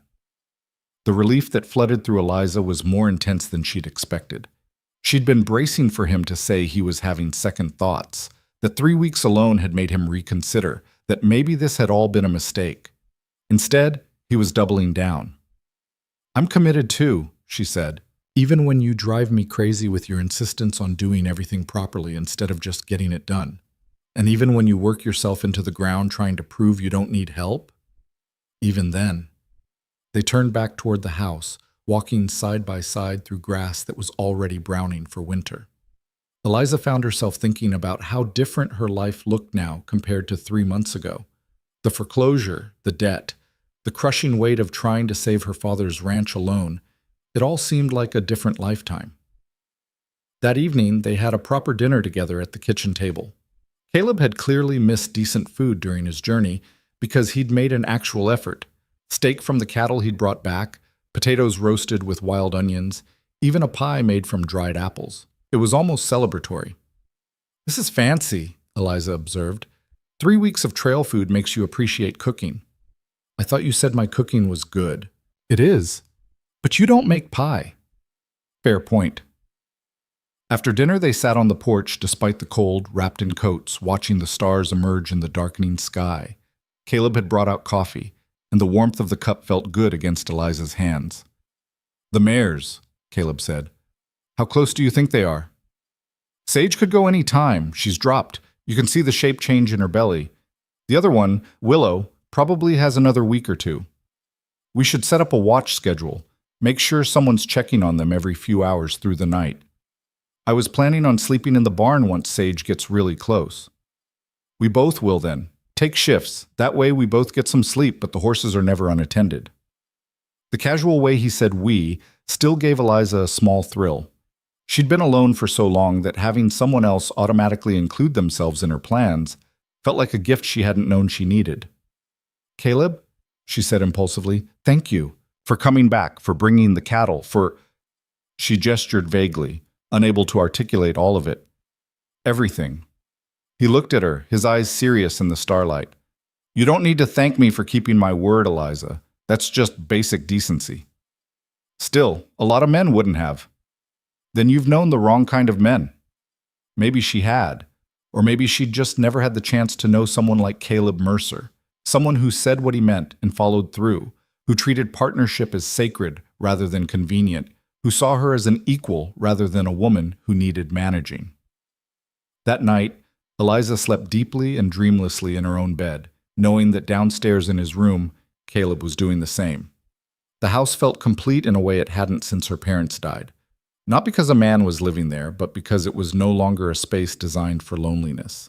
The next morning brought the first serious snow, big, fat flakes that fell thick and fast, covering the ranch in white. Caleb and Eliza worked together to make sure all the animals had shelter and extra feed, that the water troughs wouldn't freeze, that the firewood was stacked close to the house. By mid-morning, the snow was falling so heavily they could barely see the barn from the house. This is going to be a bad one, Caleb said, watching from the kitchen window. Good thing you got back when you did. Another day, and you'd have been stuck in it. Another day, and I would have been worried sick about you stuck in it alone. They spent the day inside doing indoor work, mending tack, organizing supplies, going over the books together. Caleb showed Eliza the financial records from the cattle sale, explaining how he'd negotiated prices, what he'd spent on supplies for the journey back. You're better with numbers than I expected, Eliza observed. Trail bosses have to be. You're managing payroll, supply costs, road expenses, sale prices at the end. You get good at math, or you go broke. Eliza showed him her breeding records, the careful documentation her father had started and she'd continued. Caleb asked intelligent questions about bloodlines and genetic inheritance, proving he knew more about selective breeding than he'd initially let on. They worked well together, Eliza realized. Different strengths, different knowledge, but similar values and work ethics. It was a good foundation for partnership. That night, the storm was still raging. They ate dinner by lamplight while snow piled against the windows and wind howled around the eaves. After cleaning up, they sat by the fire. Caleb in the worn armchair that had been her father's, Eliza on the sofa with a blanket across her lap. Tell me about your family, Eliza said. You mentioned your mother's farm. What happened to it? Caleb was quiet for so long she thought he wouldn't answer. Finally, he said, My father died when I was 16, kicked in the head by a horse. Freak accident. My mother tried to keep the farm going, but she didn't know the business side. My father had handled all of that. Within a year, she was behind on debts she didn't even know existed. The bank foreclosed. We lost everything. I'm sorry. She died 2 years later. Just gave up, I think. Couldn't bear living in town after losing the land. I was 18, on my own, with nothing but what I could carry and a burning determination to never be that powerless again. So you started saving. Every dollar, for 12 years. Figured if I ever got another chance at land, I'd make damn sure nobody could take it from me. He looked at her. That's why I couldn't watch it happen to you. Couldn't stand by and let the bank take everything when I had the means to stop it. Eliza understood him better now. The methodical saving, the commitment to the partnership, the fierce protectiveness of what they were building together. He wasn't just investing in land, he was trying to rewrite the ending of his mother's story. We're not going to lose this ranch, she said firmly. Either of us. We're going to build it into something that lasts. I believe that, Caleb said. I really do. The fire crackled. Outside, the storm raged, but inside, in that moment, everything felt secure. 3 days later, the storm finally blew itself out, leaving the ranch buried under 2 feet of snow. They dug out, checked on all the animals, and found everything had survived. The pregnant mares were restless but healthy. Caleb set up the watch schedule he'd mentioned. They took turns checking on Sage every 3 hours through the day and night, looking for signs that labor was beginning. Eliza taught him what to watch for. The pacing, the pawing, the way a mare's belly would tighten with contractions. On the 5th night after his return, Sage went into labor. Eliza was on watch, making her midnight rounds when she found the mare in obvious distress. She ran to wake Caleb, and together they monitored the birth.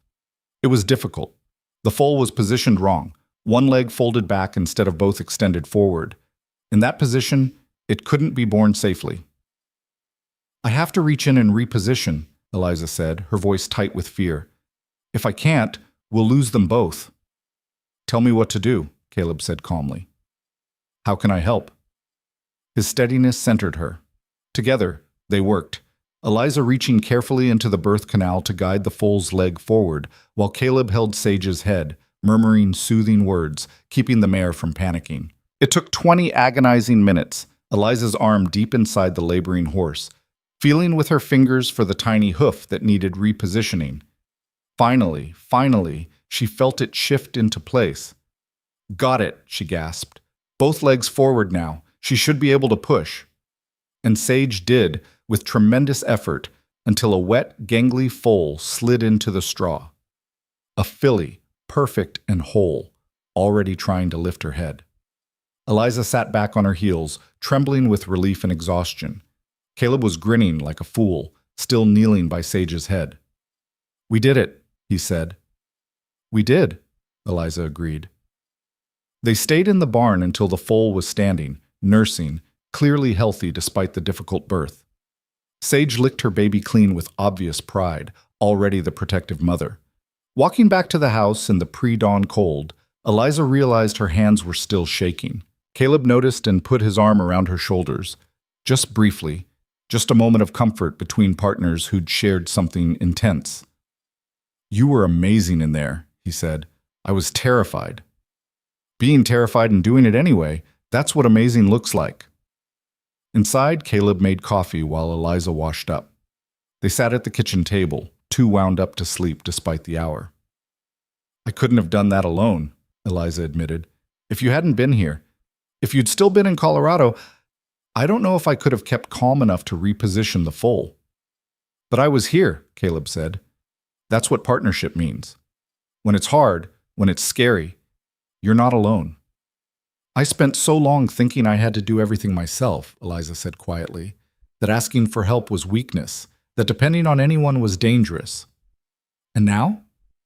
Now I'm starting to understand the difference between dependence and partnership, between weakness and wisdom." She met his eyes. "You've taught me that, whether you meant to or not." Something shifted in Caleb's expression. Warmth, maybe, or recognition of the trust she was offering.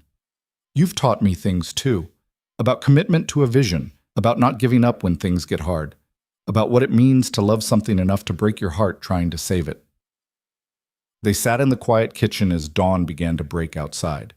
Two people who'd been strangers 4 months ago and were now bound together by contracts and cattle and a perfect newborn filly sleeping in the barn. Eliza knew, with sudden clarity, that this partnership was the best decision she'd ever made. Not just for the ranch, but for herself. Whatever came next, and she suspected plenty would come, both good and challenging, they would face it together, and that made all the difference. The filly they named Starlight because of the white blaze that ran down her face like a streak of moonlight. She thrived in those first weeks, growing stronger each day, and Eliza spent hours watching her discover the world on impossibly long legs. But the joy of new life was shadowed by worry about Willow, the second pregnant mare, who was growing heavier but showing none of the telltale signs that labor was approaching.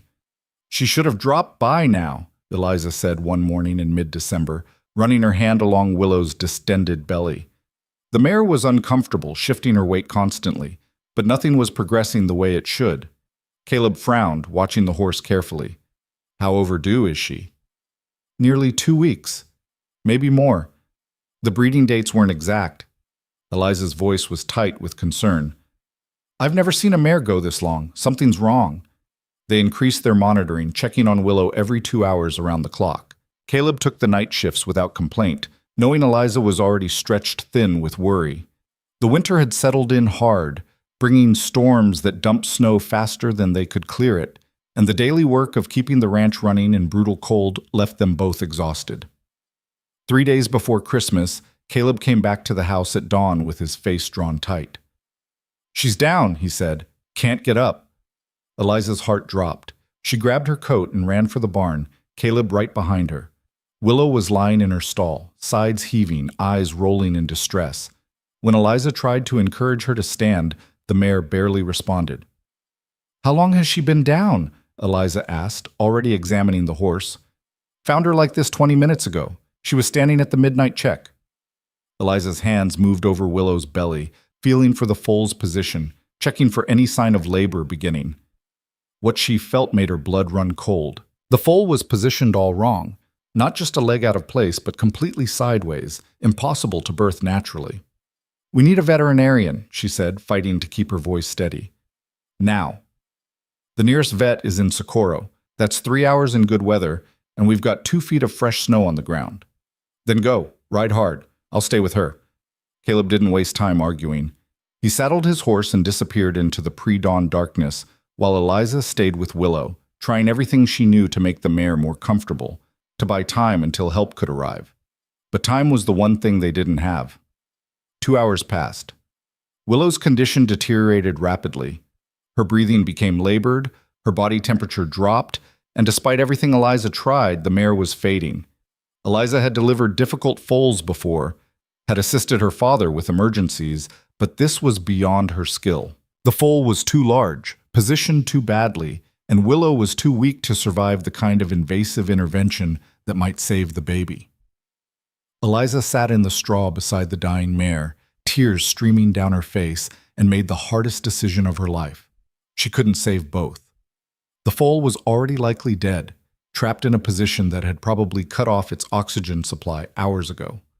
But Willow, if Eliza acted now, if she stopped trying to save the foal and focused only on keeping the mare alive, there was a chance. With shaking hands, she did what needed to be done. The procedure was brutal and heartbreaking, and by the time it was over, Eliza was covered in blood and sobbing. But Willow was breathing easier, the impossible weight finally gone from her body.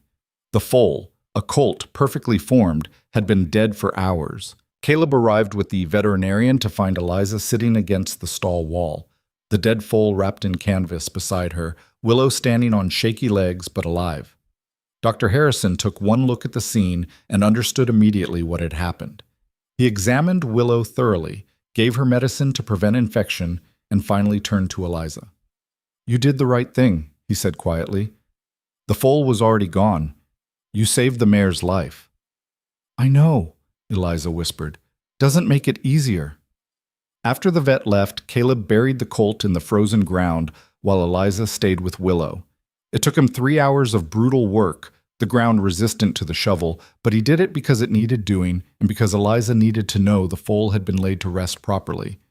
When he came back to the barn, Eliza was still there, sitting in the straw, staring at nothing. "Come inside," Caleb said gently. "You're frozen through." "I should have known sooner. Should have called the vet days ago." "You did everything you could. Sometimes everything isn't enough." "My father never lost a foal, not in 30 years of breeding. Your father had 30 years of experience. You've got 3, and you made a choice that saved Willow's life. That matters." Eliza let him pull her to her feet, let him guide her back to the house. She was numb, moving through the motions of washing and changing into clean clothes without really registering what she was doing. When she came downstairs, Caleb had soup heating on the stove and coffee brewed strong. "Eat," he said, and his tone left no room for argument. She ate because he insisted, tasting nothing, her mind replaying every moment of the past week, wondering what she'd missed, what she could have done differently. "Stop," Caleb said, watching her. "Stop what?" "Blaming yourself. I can see it happening. You're going through every decision, every choice, looking for where you went wrong. Don't." "How can I not? That foal died because sometimes things go wrong. Because nature isn't always kind or fair. Because even when you do everything right, you can still lose." He leaned forward, his eyes intense. "You want to know what I see?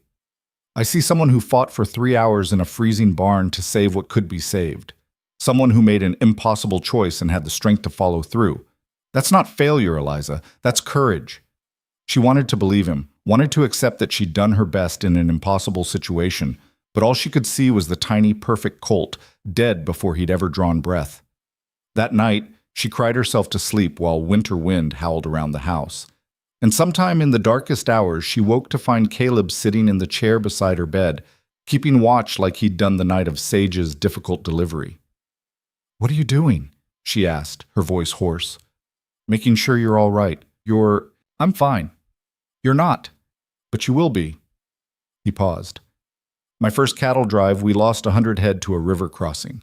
Stampede in the water, animals drowning, nothing we could do to stop it.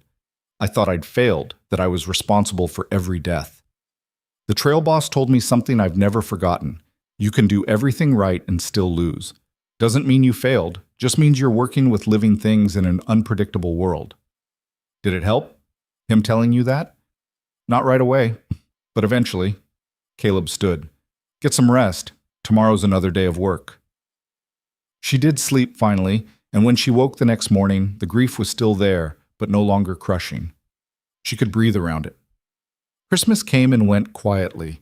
They worked through the day as usual, though Caleb surprised her with a small gift, a leather journal for keeping breeding records, finer quality than anything she'd been using. "For documenting everything," he said. "Successes and failures both. So you can learn from all of it." "I didn't get you anything," Eliza said, embarrassed. You gave me a partnership in land worth building on. That's gift enough. They had a better dinner than usual. Caleb roasted one of the chickens, and Eliza made biscuits that actually turned out well. It was simple, but felt significant, their first holiday together, marking how far they'd come since that desperate day in October when the bank had come to take everything. As winter deepened, they settled into new rhythms. The cattle operation required constant attention, breaking ice on water troughs, hauling feed through snow, checking on animals in brutal cold. The horses needed daily care, and Starlight needed extra attention as she grew. Between them, Caleb and Eliza managed, but there were days when the work felt endless, and the cold seemed determined to break them both. On one particularly vicious morning in January, with temperatures so low that water froze solid within minutes of being poured, Caleb came in from chores with his face white with cold and his hands shaking too hard to hold his coffee cup. "That's it," Eliza said firmly. "We're hiring help, at least one hand to get us through the rest of winter." "We can manage. We can barely manage, and it's killing us both. We need help, Caleb. That's not weakness, that's wisdom." He looked at her for a long moment, then nodded. "You're right. I'll ask around in town, see if anyone's looking for winter work." 2 days later, a young man named Jesse Colton showed up at the ranch. He was 19, rail-thin, with eager eyes and calloused hands that suggested he knew hard work. "Heard you might need help," he said, standing in the yard with his hat in his hands. "I'm good with cattle and horses both. Don't mind cold weather. Work hard, don't complain, and I'm honest." Eliza glanced at Caleb, who was sizing up the young man with the practiced eye of someone who'd hired trail hands for years. "You got references?" Caleb asked. "Worked for the Morrison Ranch last summer. Jack Morrison will vouch for me." That was good enough. Morrison was known for running a tight operation and not tolerating fools. "$1 a day plus board," Caleb said. "You'll bunk in the barn, eat with us at the house. Expected to work whatever hours are needed, which in winter means most of them." "Yes, sir." "And you take direction from either of us equally. This is a partnership operation. Miss Hartley's word carries the same weight as mine." Jesse looked at Eliza with newfound respect. "Yes, sir." "Yes, ma'am." Having Jesse around changed everything. The daily work became manageable again. The three of them could rotate duties, ensuring nothing was neglected and no one worked themselves into exhaustion. Jesse proved to be exactly what he'd claimed: hardworking, reliable, and skilled with livestock. More than that, his presence changed the dynamic between Eliza and Caleb in ways neither had anticipated. With a third person around, even just during working hours, they became more conscious of their growing closeness, the way they'd started finishing each other's sentences, the casual touches that had developed. Caleb's hand on her shoulder when he passed behind her chair, Eliza adjusting his scarf before he went out into the cold. One evening in late January, after Jesse had headed to the barn for the night, Eliza and Caleb sat by the fire as had become their habit. The silence between them was comfortable but charged with something neither had named. "Can I ask you something?" Eliza said finally. "Always. Do you ever think about the future? Not just the ranch, but everything else?" Caleb set down the harness he'd been mending. "I think about it constantly." "And what do you see?" He was quiet for a long moment. "Honestly, I see this partnership becoming something more. I see us building not just a successful ranch, but a life together. I see—" He stopped, seeming to reconsider his words. "What?" Eliza pressed, her heart pounding. "I see myself asking you to marry me," Caleb said quietly. "Not because it's practical or because people expect it, but because somewhere between October and now, I fell in love with you." The words hung in the air between them, brave and vulnerable and completely unexpected. Eliza's breath caught. "Caleb, you don't have to answer now, or at all, if that's not what you want. I'm not trying to change our partnership or make things complicated. I just needed you to know, because I'm not good at hiding what I feel, and I don't want to spend the rest of this winter pretending I don't love you when I do." Eliza stared at him, her mind reeling. She should have seen this coming, should have recognized what was building between them. But she'd been so focused on the ranch, on surviving, on proving she could manage this partnership, that she'd missed the most important development of all. She was in love with him too. The realization hit her like a physical force. Somewhere between his paying off her debt and building a room onto her house and staying up all night with laboring horses and making her eat when she forgot. Somewhere in all of that, she'd fallen completely, irrevocably in love with Caleb Mercer. "I need time," she heard herself say, "to think about this, about what it would mean." "Take all the time you need," Caleb said, though she could see the disappointment in his eyes. "Nothing has to change. We're partners first, always." But everything had already changed. The words were out, and Eliza couldn't unhear them, couldn't go back to seeing Caleb as just her business partner when her heart was racing every time he looked at her. She went to bed that night in turmoil, her mind spinning through possibilities and fears. Marriage would mean binding herself to someone permanently, trusting another person with not just her ranch, but her whole life. It would mean vulnerability in ways partnership didn't require. It would mean admitting she needed someone not just for practical reasons, but for emotional ones. The thought terrified her, but it also filled her with a hope she hadn't felt since before her parents died. The hope of building something that lasted, of not facing the future alone, of loving and being loved in return. 3 days later, disaster struck in a way none of them could have anticipated. Caleb was working in the arroyo pasture, checking on the cattle, when his horse spooked at something, a snake maybe, or just a shadow.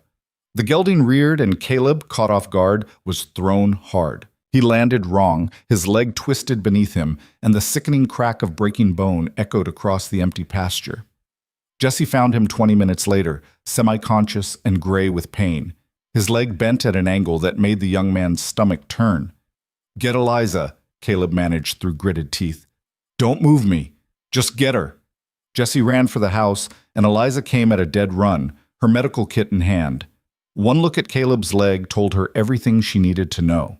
The break was bad, compound fracture, bone visible through torn skin, the kind of injury that could cripple a man permanently if not treated properly. "We need the doctor," she said, forcing herself to stay calm. "Jesse, ride for Socorro, fast as you can. Tell Dr. Harrison it's urgent." "I'll be hours," Jesse protested. "In this cold, with that injury, then we don't have time to argue. Go!" Jesse went, and Eliza was left alone with Caleb, who was fading in and out of consciousness from shock and pain. "Don't you dare die on me," she told him fiercely, working to stabilize the leg as best she could with improvised splints. "You hear me, Caleb Mercer? You don't get to tell me you love me and then die 3 days later. That's not how this works." Through the haze of pain, Caleb managed something that might have been a smile. "Wasn't planning on dying." "Good. Because I have things to say to you, and you're going to be conscious and coherent when I say them." She got him back to the house, a nightmare journey with Jesse's help once the young man returned, and onto his bed. Dr. Harrison arrived 4 hours later, examined the leg, and delivered the news Eliza had been dreading. "The break is severe. I can set it, but there's no guarantee it'll heal properly. Even in the best case, he's looking at months of recovery. Worst case..." The doctor didn't finish the sentence. He didn't have to. Eliza stood in the hallway outside Caleb's room while Dr. Harrison worked, listening to the sounds of agony that Caleb couldn't completely suppress, even with the laudanum the doctor had given him. She'd faced a lot in her 23 years, orphaning, foreclosure, impossible choices, dead foals, but this was different. This was watching someone she loved suffer and being powerless to stop it. When Dr. Harrison finally emerged, he looked grim. "The leg is set. I've done what I can. Now it's up to him, and you. He'll need constant care for the next several weeks. The bone has to heal straight, which means keeping him still even though every instinct will be to move. The wound needs cleaning daily to prevent infection, and he needs to keep his strength up, which won't be easy when he's in that much pain." "I can do all of that," Eliza said. "It won't be easy. You're already running a ranch, and now you're going to be a nurse too." "I don't care if it's easy. Just tell me what to do." The doctor left detailed instructions and enough laudanum to get through the next week. After he rode away into the gathering darkness, Eliza stood in the yard and let herself shake for exactly 1 minute. Then she squared her shoulders and went back inside. Caleb was awake, pale and sweating, his leg immobilized in the splints the doctor had applied. "Eliza," he said weakly, "don't talk. Save your strength." "Have to tell you, the cattle. Jesse can't manage them alone, and Willow needs..." "I'll handle it, all of it. Jesse and I will manage the ranch." You focus on healing. Partnership means when one of us can't carry the load, the other picks up the slack. Right now, that's me. So you're going to lie there and heal and not worry about anything except getting better.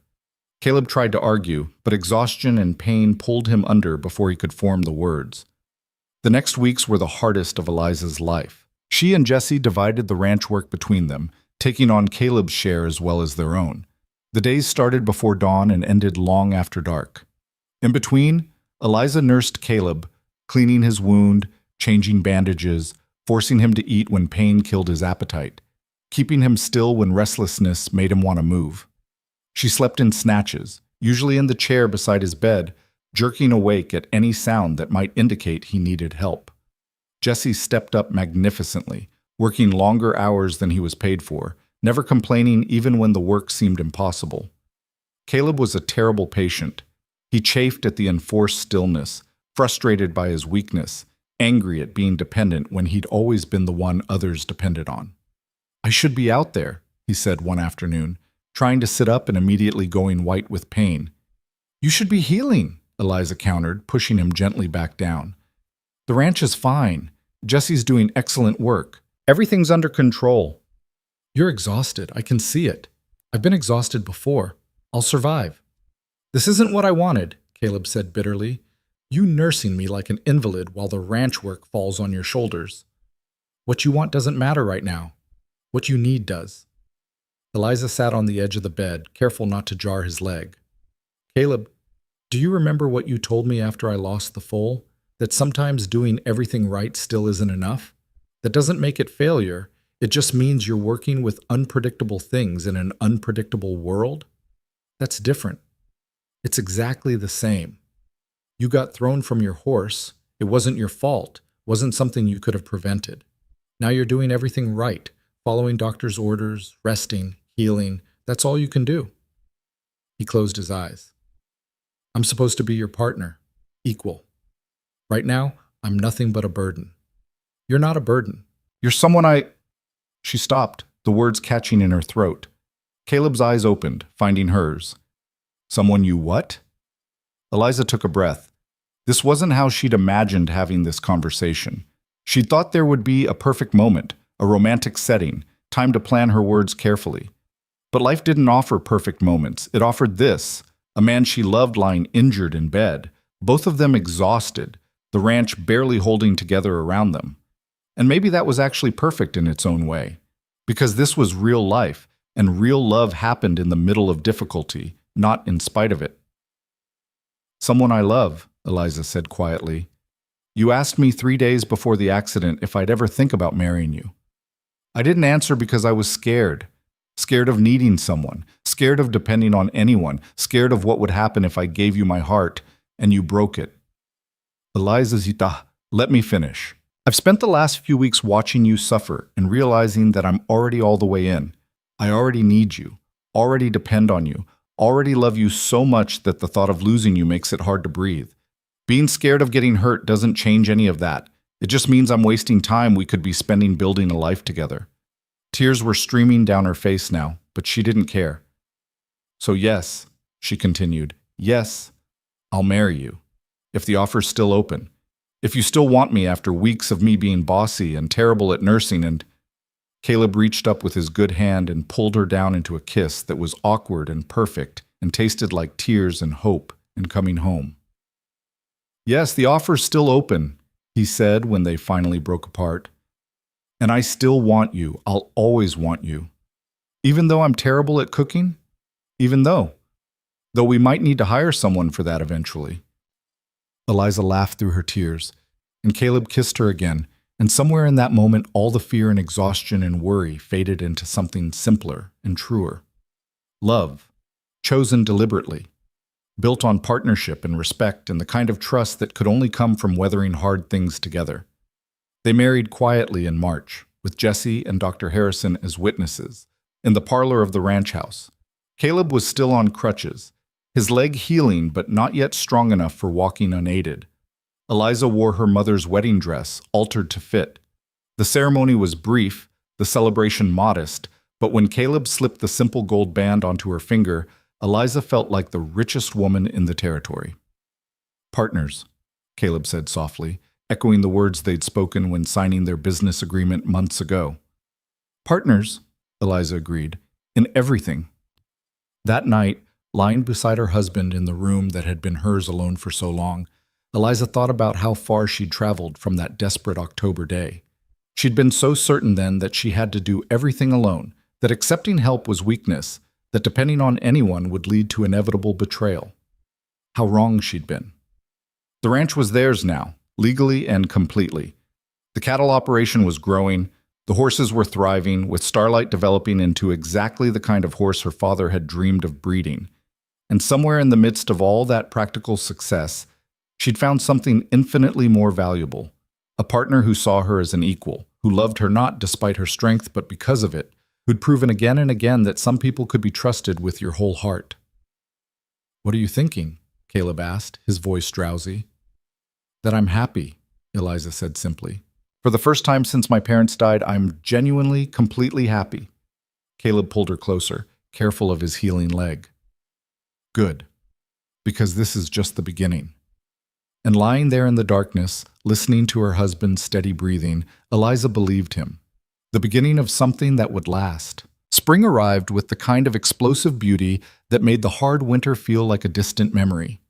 The hills turned green almost overnight, wildflowers carpeting the land in colors so vivid they seemed unreal. The cattle grew fat on new grass, and the horses ran in the pastures with obvious joy at being free of winter's confinement. Caleb's leg healed slowly but steadily. By April, he'd graduated from crutches to a cane, and by May, he'd abandoned even that, though he walked with a slight limp that Dr. Harrison said might be permanent. Eliza caught him sometimes, standing at the fence looking out over the land, his hand unconsciously rubbing the leg that had nearly cost him everything. "Does it hurt?" she asked one evening, coming to stand beside him. "Sometimes. Mostly just reminds me how lucky I am." He turned to her, his expression serious. "I could have lost the leg entirely. Could have died from infection. Instead, I'm standing here with my wife, watching our cattle graze on our land. Hard to complain about a limp when the alternative was so much worse. Their land, their cattle, their life together." The words still gave Eliza a thrill of ownership and pride. Jesse had stayed on through the winter and into spring, proving himself invaluable. He'd grown from a skinny 19-year-old into a capable ranch hand with opinions about cattle management and the confidence to voice them respectfully. Caleb had started teaching him the finer points of breeding selection, and Eliza had him helping with the horses. One afternoon in late May, Jesse approached them both with his hat in his hands and an expression that suggested he had something difficult to say. "What is it?" Caleb asked. "I got an offer," Jesse said. "Jack Morrison wants me to come work for him permanent. Foreman position eventually. Good money, chance to learn the business from the ground up." Eliza's heart sank. They'd come to depend on Jesse, and more than that, she'd grown fond of him. Losing him would mean scrambling to find new help or going back to managing everything with just the two of them. But Caleb surprised her. "That's a good opportunity," he said. "Morrison runs a solid operation. You'd learn a lot." "I'd hate to leave you in the lurch, though," Jesse said, glancing between them. "You've been good to me, taught me plenty. Feels wrong to walk away." "It's not wrong to take a better opportunity," Eliza said, though it cost her to say it. "When would you start?" "Morrison wants me in 2 weeks, but if you need more time to find someone else." 2 weeks is fine," Caleb said firmly. "We'll manage. And Jesse, you've earned this. Don't feel guilty about moving forward." After Jesse left, Eliza turned to her husband. "We can't manage alone, not with the expanded herd and all the horses." "I know, but we also can't hold Jesse back out of our own need. That's not fair to him. So what do we do?" Caleb was quiet for a moment, thinking. "We hire 2 people. Not one hand doing everything, but 2 specialists. Someone who knows cattle inside and out, and someone with real horse expertise. Build a proper crew instead of expecting one person to do it all." It made sense, though it would mean a bigger payroll. But the ranch was profitable now. The horse sales had been strong through the winter, and the cattle operation was showing real promise. They could afford to invest in good help. Over the next week, they put out word through the territory that they were hiring. The responses surprised them. Apparently, the Hartley Mercer Ranch had developed a reputation as a good place to work, fair employers who paid decent wages and treated their hands with respect. They interviewed 5 candidates for the cattle position and settled on a weathered cowboy named Tom Briggs, who'd worked outfits from Texas to Montana and knew breeding stock the way some men knew scripture. For the horse position, they found themselves face to face with an unexpected applicant. Sarah Reeves was 42, whip thin, with calloused hands and eyes that assessed horses with the same intensity Eliza's father had possessed. She'd worked as a stable master for a wealthy family in Kentucky before heading west, and she knew bloodlines and training techniques that Eliza had only read about. "I'll be honest with you," Sarah said, sitting across from them in the ranch house. "Most men won't hire a woman for this kind of work. They assume I can't handle it or that I'll cause problems. But I'm the best horse trainer you'll find in this territory, and I don't care about the pay as long as it's fair and I get to work with quality animals." So Eliza looked at Caleb, saw the question in his eyes, and nodded. "You're hired," Caleb said. "Same wages as Briggs, room in the new bunkhouse we're building, and a stake in any horses you personally train if they sell above a certain threshold." Sarah's eyes widened. "A stake?" "We believe in rewarding good work," Eliza said. "My father always said the best way to get people invested in quality was to give them a personal interest in the outcome. You make our horses better, you profit from it. Seems fair to us." "More than fair," Sarah said, her voice rough with emotion. "When do I start?" They settled into a new rhythm with the expanded crew. Tom took over primary responsibility for the cattle, implementing grazing rotations and breeding strategies that had the herd quality improving within months. Sarah worked magic with the horses, taking Eliza's solid foundation and building on it with techniques that produced animals. Buyers traveled from 3 territories to see, and through it all, Caleb and Eliza learned to balance being business partners with being husband and wife. It wasn't always easy. There were disagreements about money, about priorities, about whose expertise should guide certain decisions. But they'd established patterns early on of talking through conflicts instead of letting them fester, of remembering they were on the same side even when they disagreed about tactics. In July, Eliza realized she was pregnant. She'd suspected for a few weeks, but hadn't said anything, wanting to be certain before raising hopes or concerns. When Dr. Harrison confirmed it, she sat in the wagon on the drive home trying to figure out how she felt. Excited, certainly. Terrified, absolutely. Her mother had died of a broken heart, but she'd also suffered through 3 miscarriages between Eliza's birth and her father's death.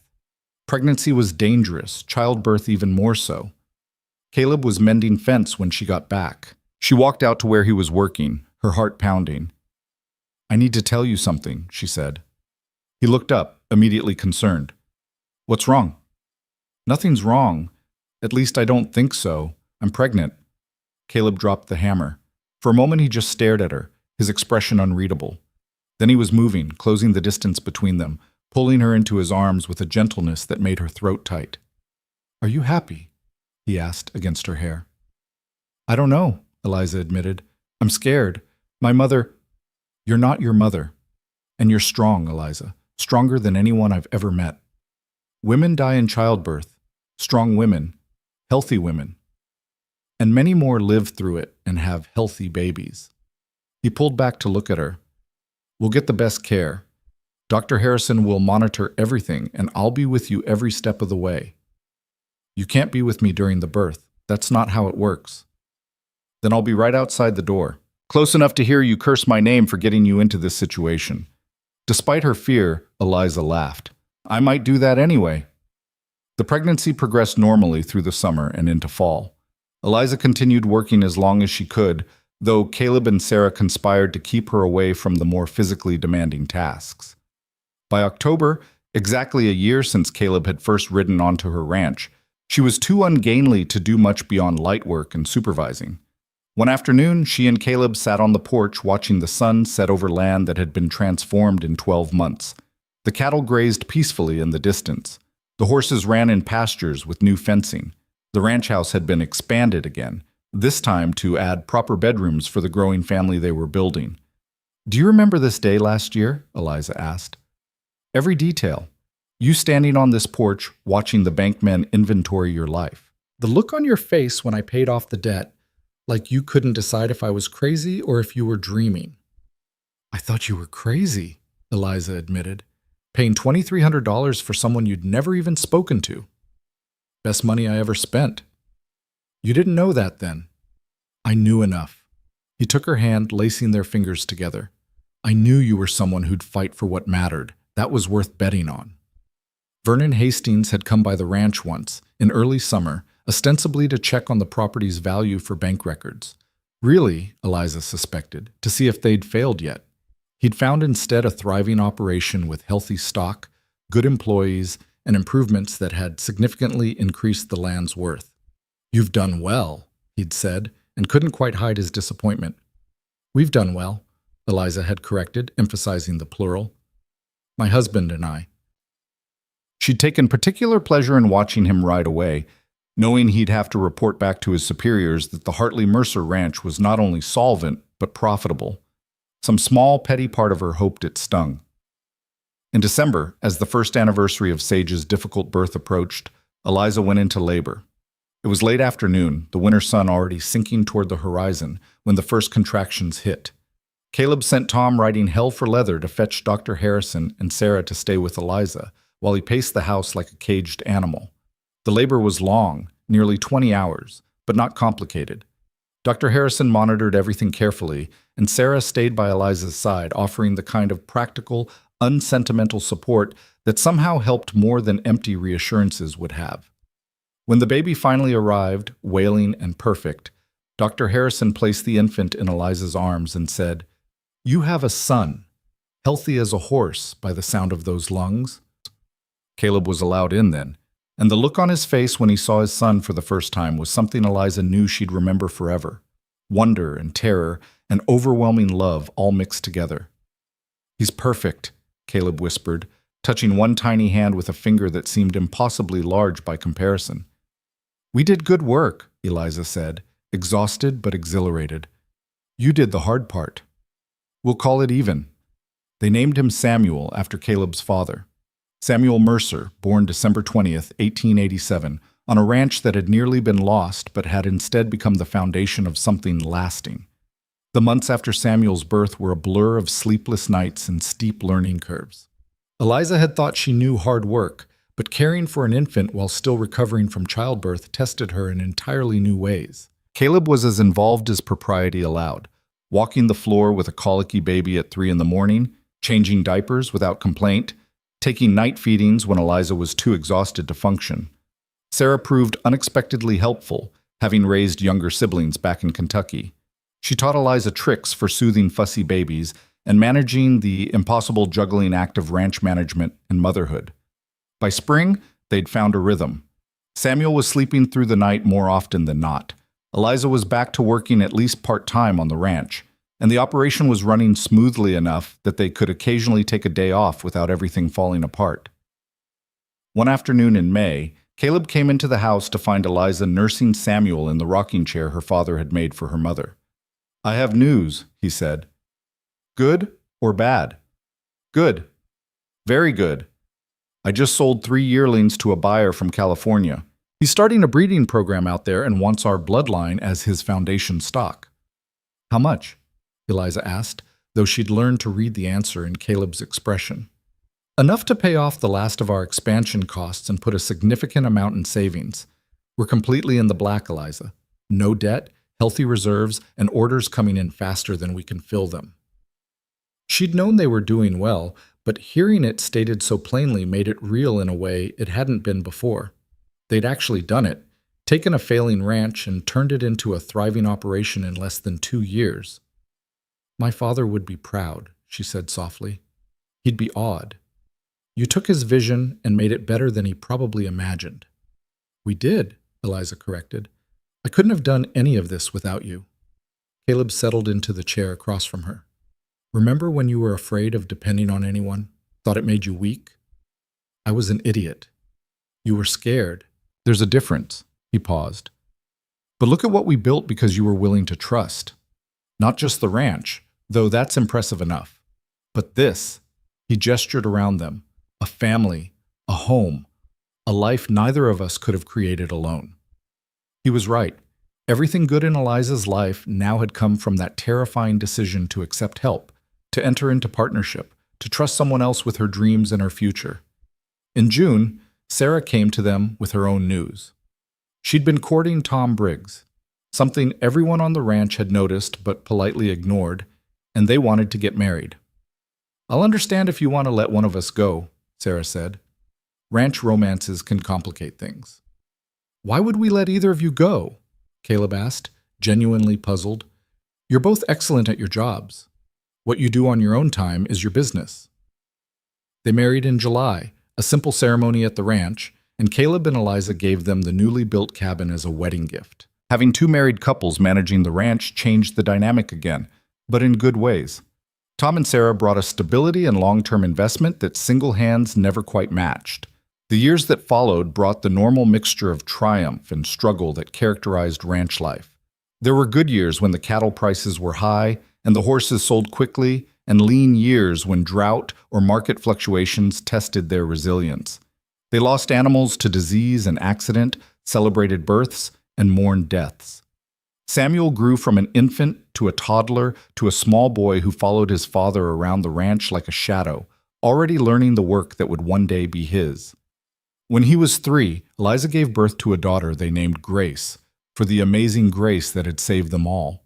Grace was different from Samuel, where he was serious and methodical. She was wild and fearless, climbing things she shouldn't and riding horses before she could barely walk. She reminded Eliza painfully of her own mother, that same indomitable spirit that refused to be confined by convention. By the time a decade had passed since that October day when Caleb had ridden in to save her ranch, Eliza sometimes had to stop and marvel at how completely her life had transformed. The Hartley Mercer Ranch was known across 3 territories as the premier source for working horses with stamina and intelligence.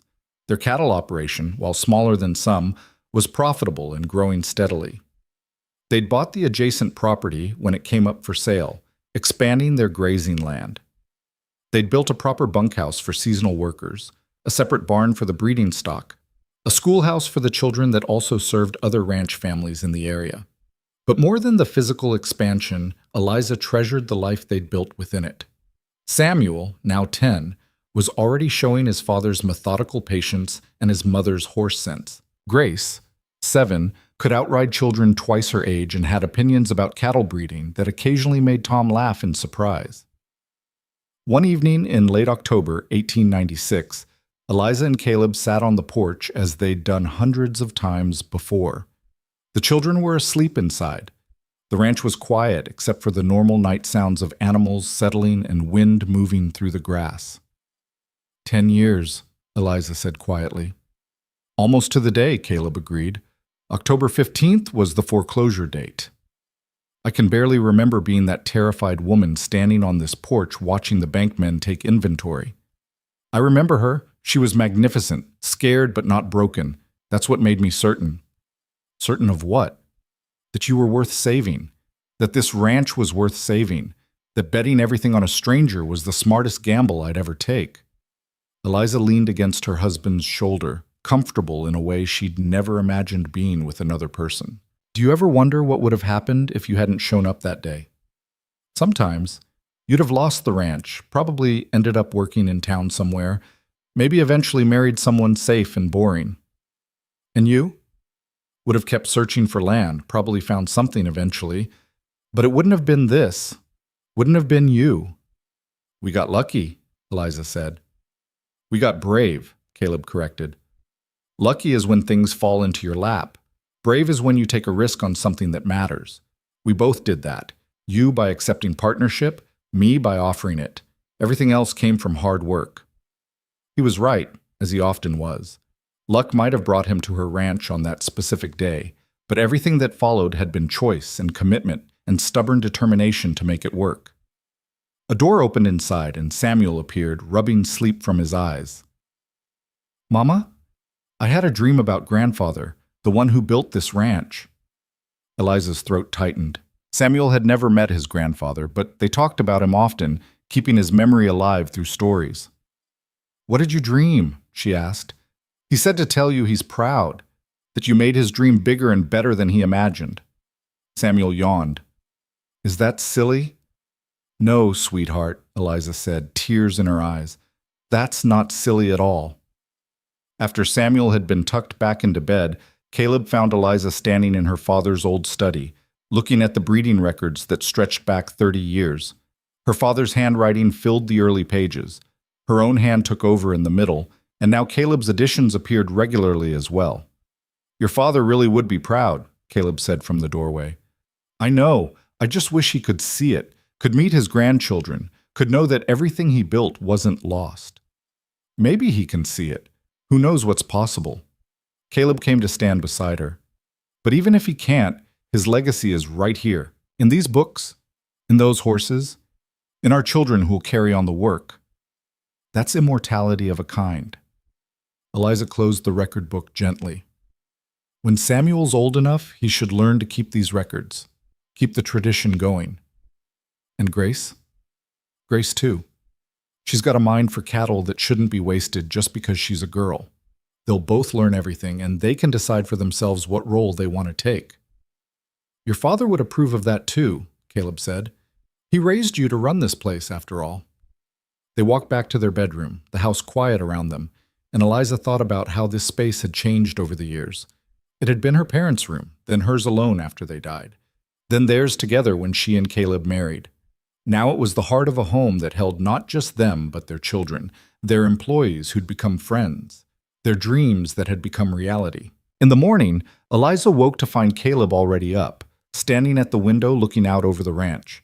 She joined him, wrapping her arms around his waist from behind, and together they watched the sun rise over land they'd fought for and won. What are you thinking? She asked. That I'm grateful. For all of it. The good years and the hard ones, the successes and the failures, every moment that brought us here. Even the broken leg? Even that. Because it taught us we could handle crisis together, that we could take care of each other when it mattered most.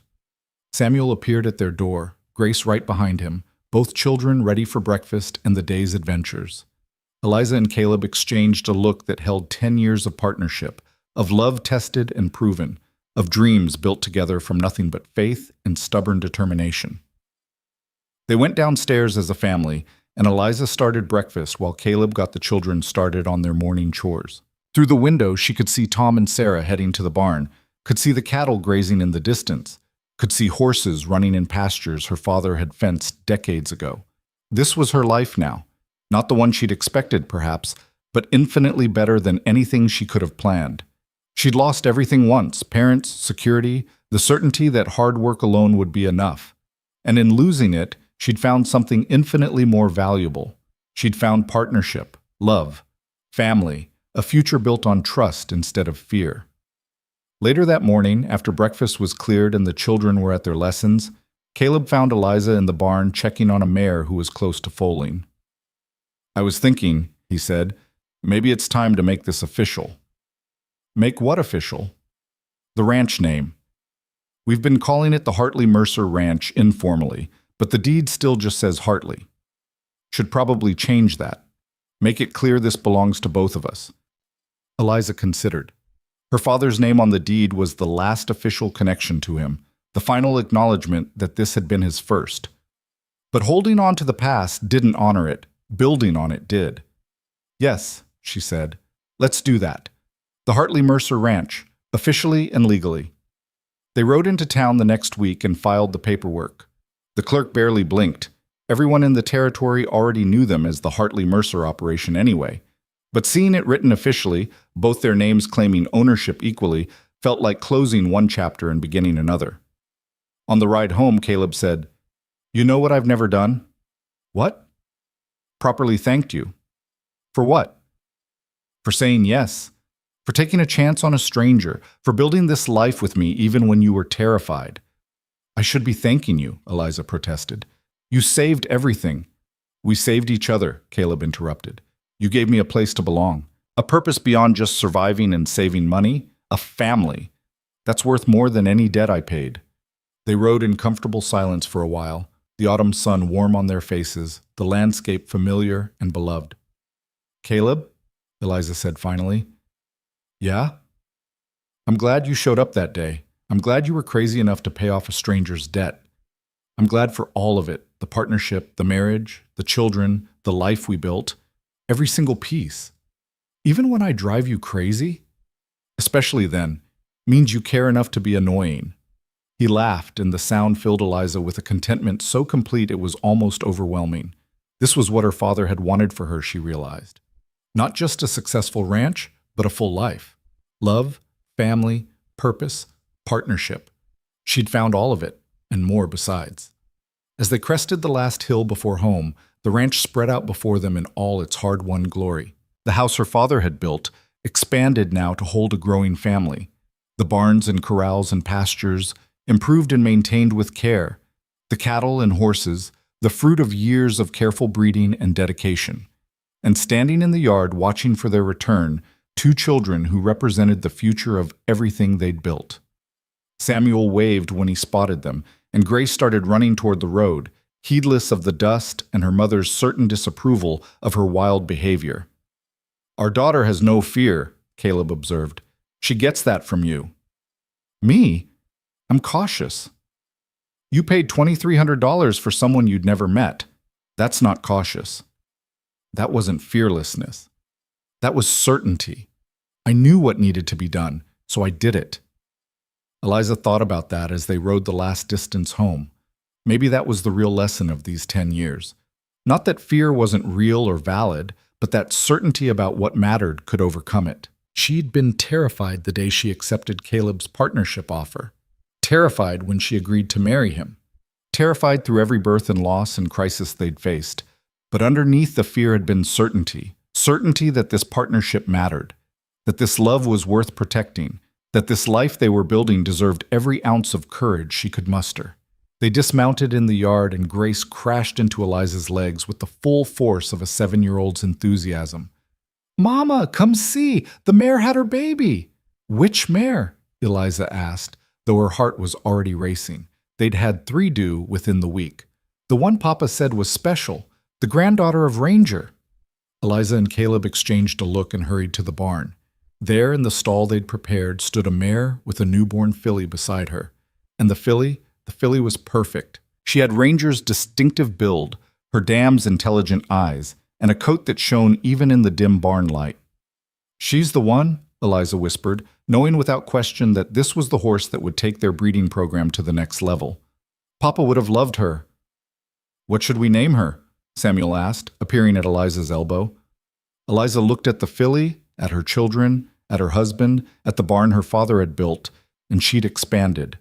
At the life that had nearly been lost but had been saved and transformed into something neither she nor her father could have imagined alone. "Hope," she said. "We'll call her Hope." Because that's what this whole journey had been about, really. Hope that hard work would pay off. Hope that people could be trusted. Hope that love was worth the risk.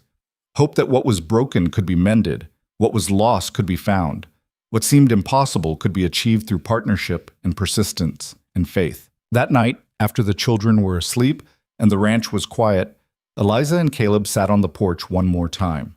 The stars were brilliant overhead, the air crisp with the promise of winter, the land peaceful around them. 10 years ago today, Caleb said, I rode onto this ranch as a stranger and changed both our lives. Best decision either of us ever made, Eliza said. I'd do it again, Caleb said. Every bit of it, every hard choice, every crisis, every moment of doubt, because it all led here. To this porch, to this life, to you, to everything that matters. Eliza took his hand, lacing their fingers together the way they had hundreds of times before. You didn't just pay a debt that day, you know? No? No. You gave us a future, both of us, and we built it together piece by piece into something neither of us could have created alone. That's what partnership means, Caleb said softly. That's what love is. Two people building something bigger than either of them could manage solo. They sat in the darkness, holding hands, watching their land, living in the life they'd fought for and won. Somewhere inside, their children slept safely. In the barn, Hope, the filly who represented everything they'd achieved, nursed from her mother. Across the ranch, their employees rested, trusting that tomorrow would bring more honest work and fair treatment. This was what success looked like, Eliza thought. Not just financial stability or thriving operations, though those mattered, but this partnership, family, purpose, belonging. The knowledge that you'd taken something broken and made it whole. That you'd risked everything and won not just security, but joy. The dust storm that had rolled across these plains 10 years ago had carried away the woman Eliza had been, scared, alone, desperate. In her place stood someone stronger, someone who'd learned that vulnerability wasn't weakness, and that asking for help was sometimes the bravest thing you could do. She'd needed saving that October day, and Caleb had provided it. But he'd needed saving too, from a life of endless work without purpose, from the loneliness of having no place to belong, from the hollow victory of achieving goals that held no meaning. They'd saved each other. And in doing so, they'd built something that would outlast them both, a ranch, a family, a legacy of partnership and love. "I love you," Eliza said into the darkness. "I love you too," Caleb replied. Now and always. And sitting there on the porch of the home they'd built together, surrounded by everything they'd fought for and won, Eliza knew with absolute certainty that this life, this love, this partnership was exactly what her father had hoped for when he'd first broken ground on this land so many years ago. Not just survival, but thriving. Not just endurance, but joy. Not just a ranch, but a home. They'd taken his dream and made it bigger, made it better, made it theirs, and they would pass it on to their children, who would add their own dreams to the foundation, building something that would last for generations. The cowboy had arrived as they were seizing her ranch. He'd paid every dollar she owed and sent them away. But more than that, so much more than that, he'd stayed. He'd partnered. He'd loved. He'd built. And together, they'd created a future worth every sacrifice, every struggle, every moment of doubt. This was their story. This was their triumph. This was home.